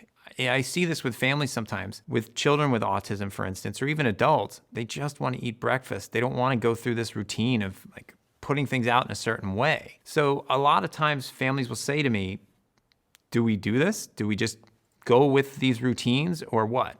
There is a method of teaching people with autism to discover and to work on behaviors that are not adherent to their routine. Applied behavioral analysis is the technique, and you are really positively reinforcing behaviors that help someone deal with shifts in their routine. You reward that, and that teaches them that they can actually do something outside of their routine they want. There are times when you do feel forced to go along with this adherence to routine, but there are ways to change that. Tom Cruise would be the worst person to leave an autistic person with. What the fuck? Oh, Jesus Christ.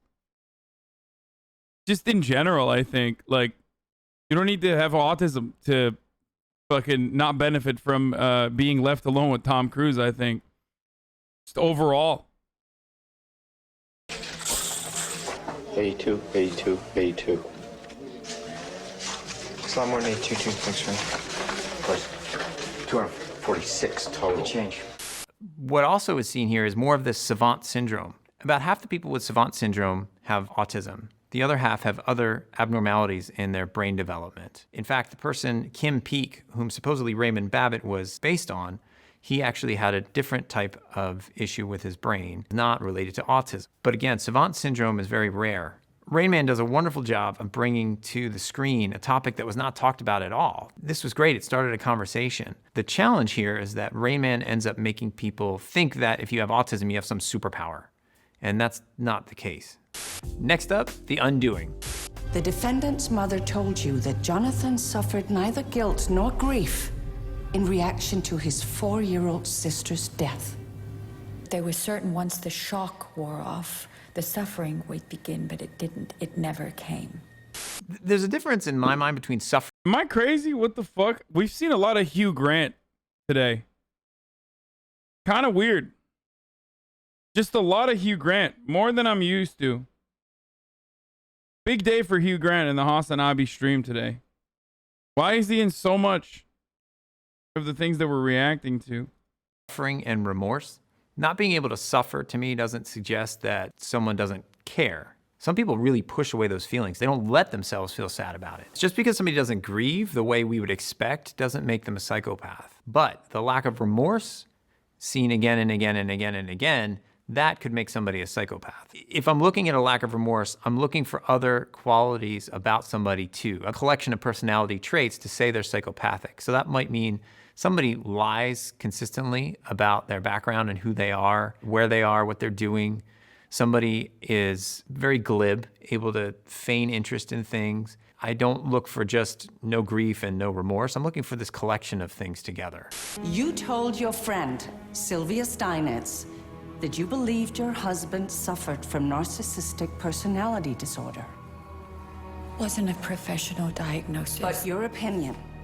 Narcissistic personality disorder is another type of personality disorder. A narcissist, they do have a sense of grandiosity, a sense of self-importance. There might be fantasies about unlimited power, beauty, money, things like that. There are a number of other ways someone can be a narcissist, but there's a term called malignant narcissism, which is used to describe people who do have the narcissistic personality disorder that include this lack of empathy, that include using people in exploitative ways. In fact, when we look at serial killers, sometimes we say that serial killers have malignant narcissism, that there's this lack of empathy. And again, these are psychopathic traits as well. Psychopathy is really interesting because even in populations that are very genetically isolated, you might get a psychopath popping up. Just they're born that way. That's the idea, that innately there's just this callous, uncaring nature to them.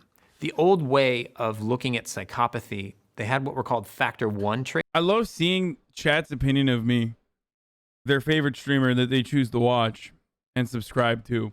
Whenever therapist says things like psychopathic personality or narcissist, and chat's just like, that's you, bro. That's you. Dog, that's you, dog. That's fucking you, dude. You fucking narcissist psychopath.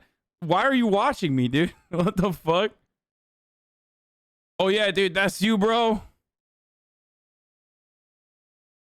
It's crazy. Traits. There were traits about your personality, and they had factor 2 traits. That was the criminal behavior. So there's different layers of criminal behavior, and it doesn't have to be murder. Some people think that there's white-collar psychopaths, so to speak, where in companies, people are doing things that are kind of dodgy, not exactly following the rules, and maybe those are psychopaths too. There was a book a couple of years ago exploring how many CEOs might have psychopathic traits. Perhaps there's something about power. Perhaps in order to get to that level, you have to not care about other people. You have to demand a certain level of treatment and respect, and that's what narcissists do. So there are all these different factors of narcissism, but like I said, it doesn't mean they all lack empathy. However, perhaps there's some degree of that in certain people that do make it into those positions.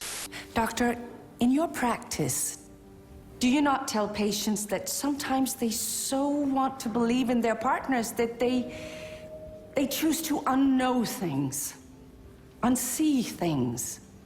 There are cases of serial killers where their partners had no idea that they were out there killing hundreds of people. That's pretty common, that people don't know about that side of their partner. I think as a psychologist or as a psychiatrist, you might actually try to hone in more on people's personalities, but you separate business and pleasure. So maybe there was a lack of ability for her to see that.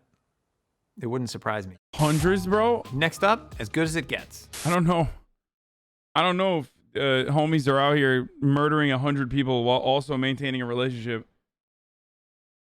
Like, I don't know how anyone has that kind of time management skills, to be honest. Bundy, okay, like, but that's Ted Bundy.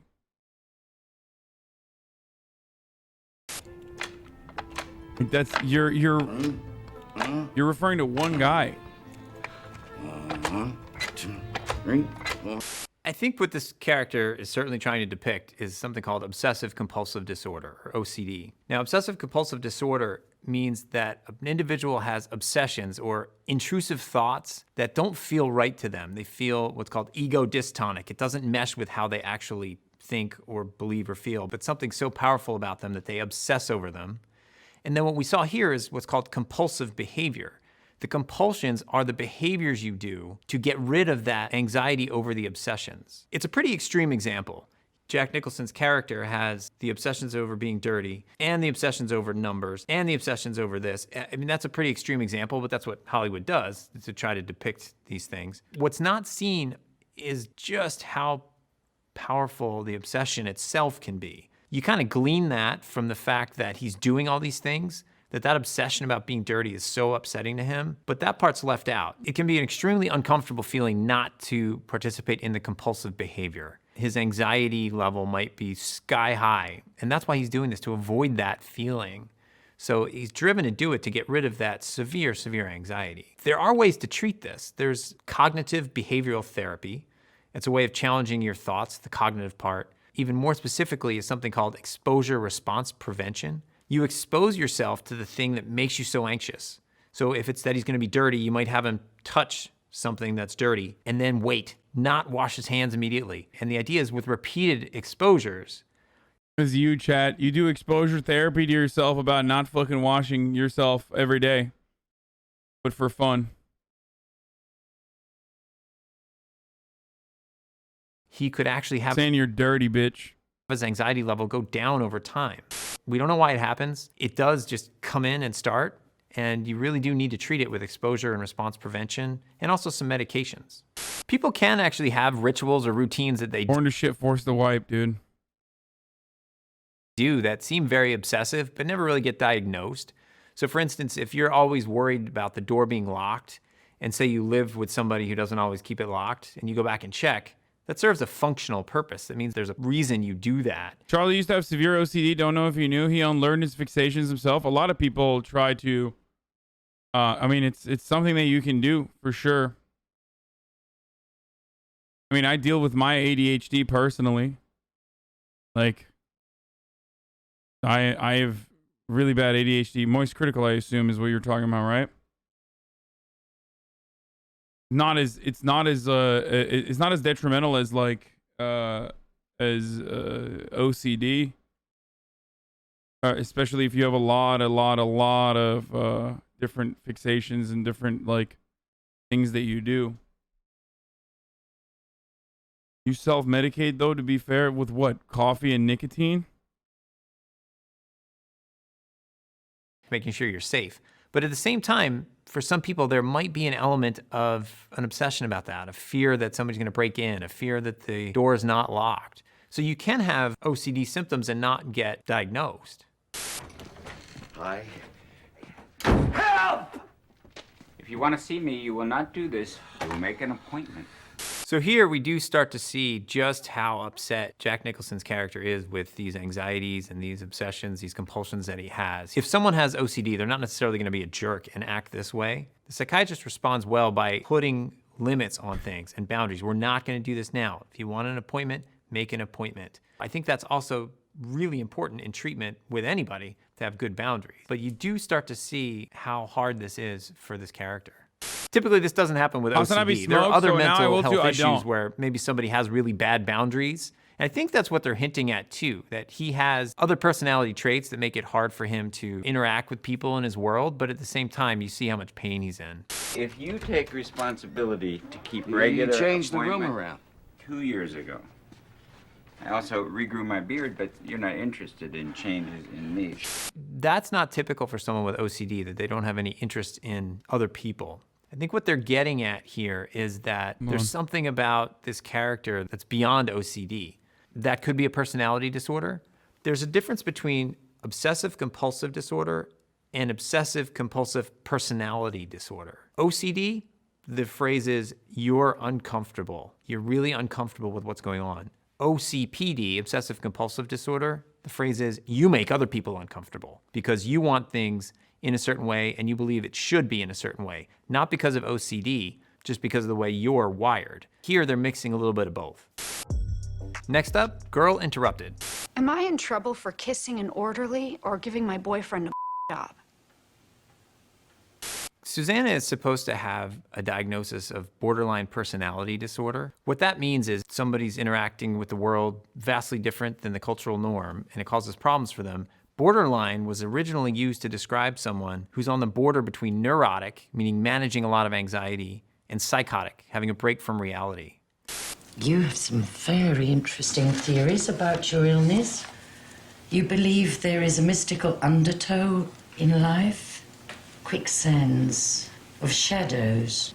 We see a couple things that suggest she does have borderline personality disorder. You have references to reckless behavior, which can occur, and they're hinting that it's the sexual episode she's had. There is this description of quicksands of time, which might be more philosophical, but the idea of shadows, is she seeing things at times? Does she feel like there's something else there? There can be chronic feelings of emptiness. There can be an unstable sense of oneself. That's what's being identified here by the psychiatrist. Your progress has plateaued. Does that disappoint you? I'm ambivalent. In fact, that's my new favorite word. This is actually really good therapy. The psychiatrist identifies a plateau, and she feels this patient can handle it and pushes her a bit to say, you know, what do you think about your treatment? It means I don't care. That's what it means. On the contrary, Susanna, ambivalence suggests strong feelings. In opposition, She says she's ambivalent, and she's really identifying something I see in a lot of patients. There are two types of feeling. There's both a desire to get better, and there's this desire to give up. A lot of times, those are the opposing feelings. So you really do see ambivalence in patients, and identifying it is very important for the therapy. the prefix, as in ambidextrous, means both. The rest of it, in Latin, means vigor. The word suggests that you are torn.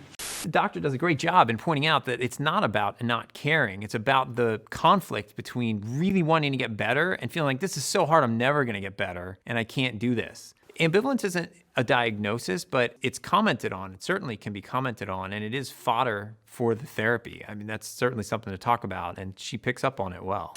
I signed myself in. I should be able to sign myself out. You signed yourself into our care. We decide when you leave. You can sign yourself in voluntarily, and you can argue that it's time to leave the hospital. They can't keep you like this unless you're danger to self, danger to others, or you're gravely disabled. How much will you indulge in your flaws? What are your flaws? Are they flaws? If you embrace them, will you commit yourself to hospital for life? You typically don't have this kind of intensive psychotherapy when someone is in the hospital for a short time. This was a different time, the 60s, and this psychiatrist does a really good job. She's actually bringing forth all the questions that someone with the borderline personality disorder might be facing but not know how to articulate. They're wondering, are they really a bad person? That unstable sense of self. Or are they not? Are there different ways to see things? If I go down this path of thinking about myself, how will my life look? If I go down this path, how will life be? So she does a really good job articulating for the patient what might be inside her, what she might be thinking, what she might be feeling. And that can be a really effective therapeutic method. There are a lot more pressures on kids and adolescents these days. What used to happen is if you were getting bullied at school, you were having a disagreement with somebody, you could go home and have a respite, at least for, 10 hours, 12 hours. Now you can't. It's nonstop. There is social media, there are text messages, it's just nonstop. Not only in a negative way, because maybe people are cyberbullying, but also kids today feel like their social life revolves around who's commenting on this and who's done what. So there's this drive to be social that way, to keep up, and that can cause a lot of anxiety. Another good thing that Girl Interrupted does is it shows someone who can participate in their treatment and who's not, quote unquote, crazy. A lot of depictions of mental illness show people who are so effective. No one even noticed that the fucking camera, like the chair and the desk went down, dude. Y'all are fucking terrible. You motherfuckers will literally be like, why did you move the TV? Why did you move the TV in the background?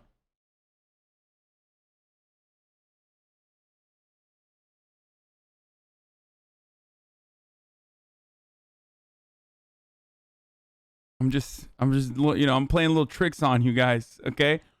I'm being a goof, okay? I'm being a little goofy.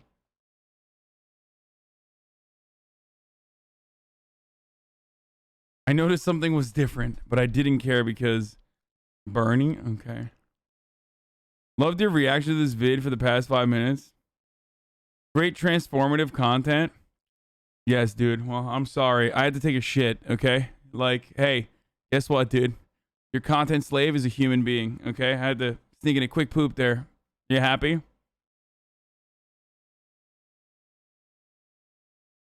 Sorry. My bad, dude. Sorry. Dock my pay, okay? By their illness that they can't function in society. Susanna here does not have psychotic illnesses. She might. Leftist community would be like, I can't believe Amazon employees have to shit and pee in bottles when they're working. and then literally are like, why aren't you pissing and shitting in a bottle when you're fucking reacting to content, you piece of shit. That's going in the spreadsheet. Might have some beliefs about herself that aren't true, but that could come from trauma. It could come from other things. So Girl Interrupted does a good job of showing that you can have somebody who is quite functional. For many people, mental illness is a part of who they are. It doesn't define them. Next up, Inside Out.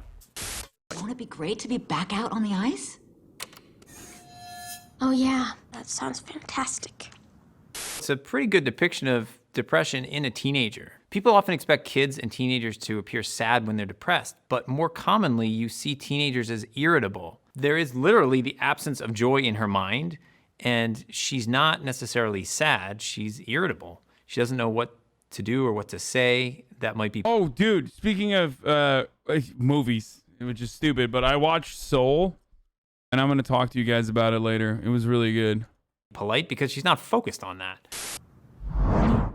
Did you guys pick up on that? Sure did. Something's wrong. Should we ask her? Let's probe, but keep it subtle so she doesn't notice. So, how was the first day of school? She's probing us. The other part of this that's really good is the depiction of the parents, while humorous. The mom's wondering, what do I do? What do I do for my daughter? Something's not quite right. They have a sense that something's not okay. I think it's pretty clear as you see her more throughout the movie that she's suffering from some depression. In depression, you look for a depressed mood or that irritability in an adolescent. You look at loss of appetite, difficulty with sleep, are the things that interest. You guys want to know what moment I like teared up?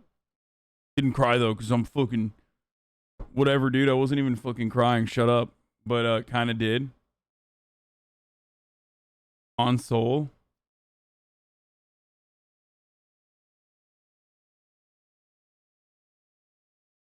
Didn't even cry at all, dude.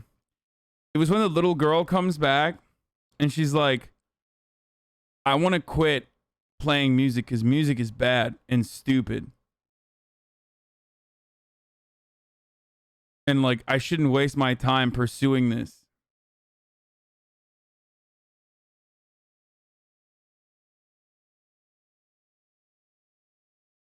And I don't know why, something about it just fucked me up. When she was like, don't do that.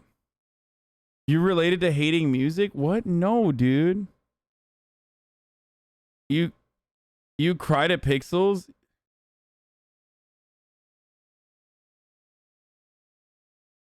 Wait, having Tina Fey voice a black man? Wait, what?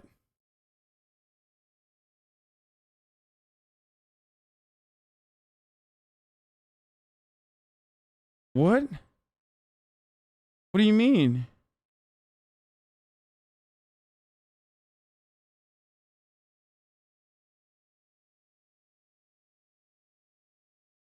Weird part to cry about, but okay, I'll accept it. Oh, I'm sorry, dude. Is there a good part to cry about?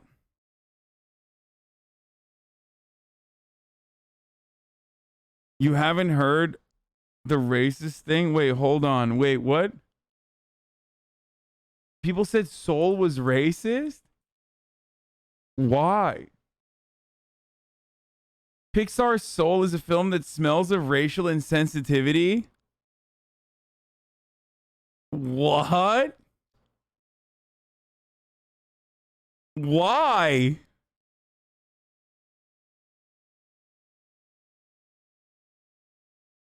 As he prepares for the gig, his life is cut shockingly short. They're saying that because they actually depicted jazz and black culture accurately. Why? I don't get it. I went to college for music performance and had to stop playing. It was a heartbreaking moment for me. Oh my God. This is a stunlock coming in. Bro, you enjoy this movie? It's a racist and pro-life and you cried at the wrong part. What? Wait, what, dude? Fucking own, dude. Hey. In his final moments, Soul said to sacrifice his black leaf so a white woman could go and live her life out on Earth. What? Joe decides he's fine with dying because he was able to live out a dream as the movie's about to wrap up. However, Joe's given a second chance to live because of his good deed. Good for old Joe, right?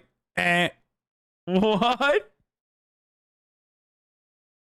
What the fuck?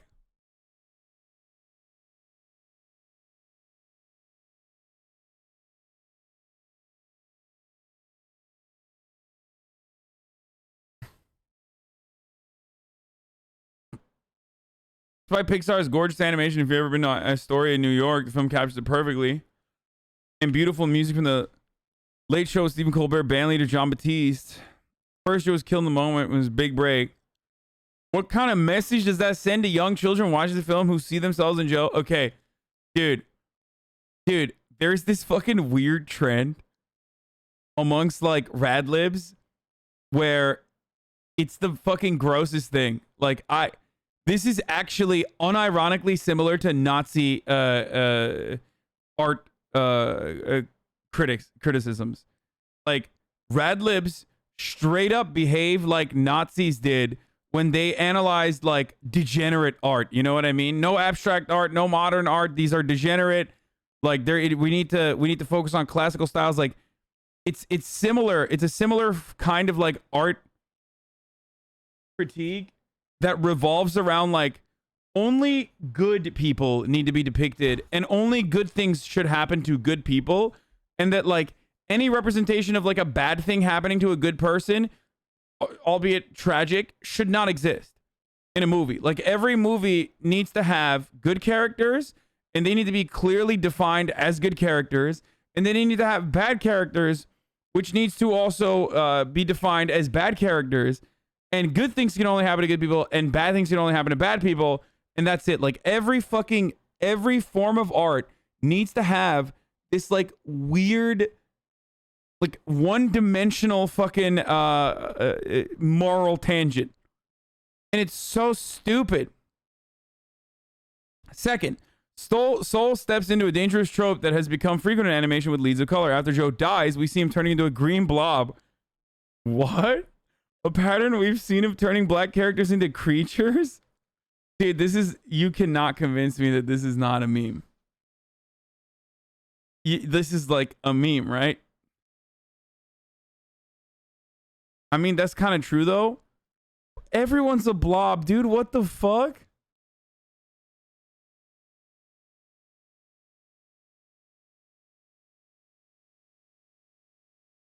They had just watched Blubber.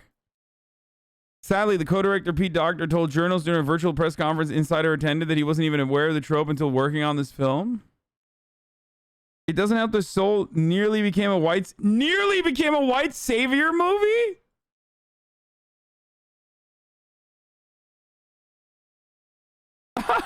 But like it didn't. But it could have. Hypothetically, it almost happened, and that makes me mad. What? This is crazy. Okay. Wow, this is so stupid, dude. Okay, let's hear it. Come on.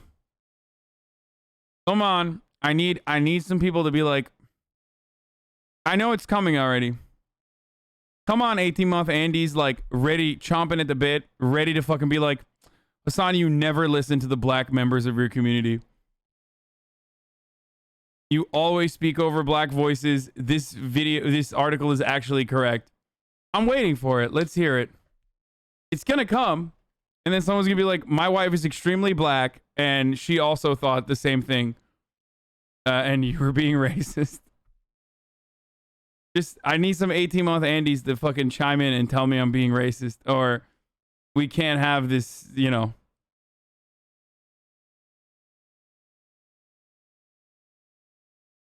It actually is not a meme about black people not being depicted as black. Have you seen The Princess and the Frog, the first black princess, and she's only not a frog for like the first 10 to 15 minutes and the last 5 minutes? Black Disney characters are kind of sidelined and not black people.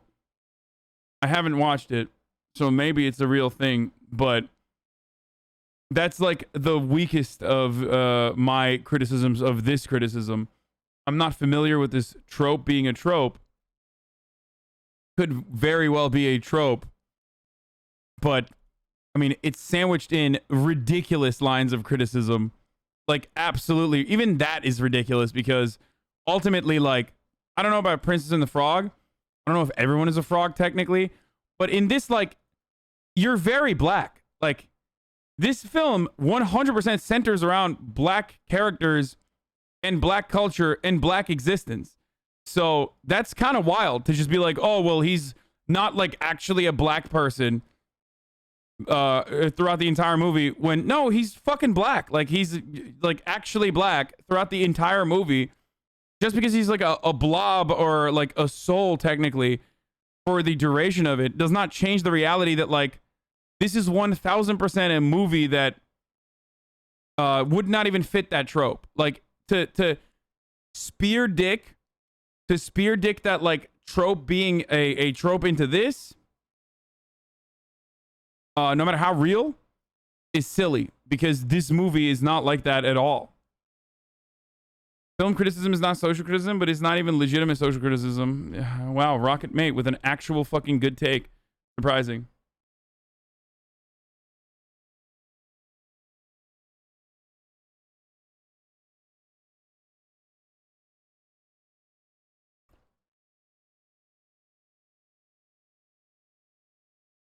What? This article is completely right, though. They definitely could have managed to properly represent black voices better rather than letting someone like Tina Fey almost take over, especially when they were supposed to beat the nameless. Oh, fuck you, dude. You fucking got me, you piece of fucking garbage, dude.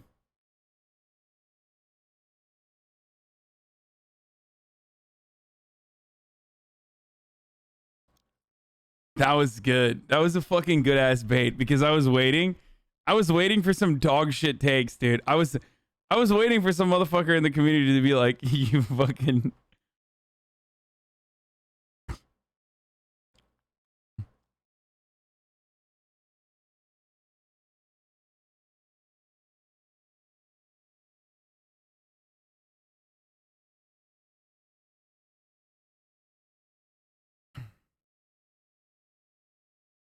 If you think about it, the article's correct. They just articulated a really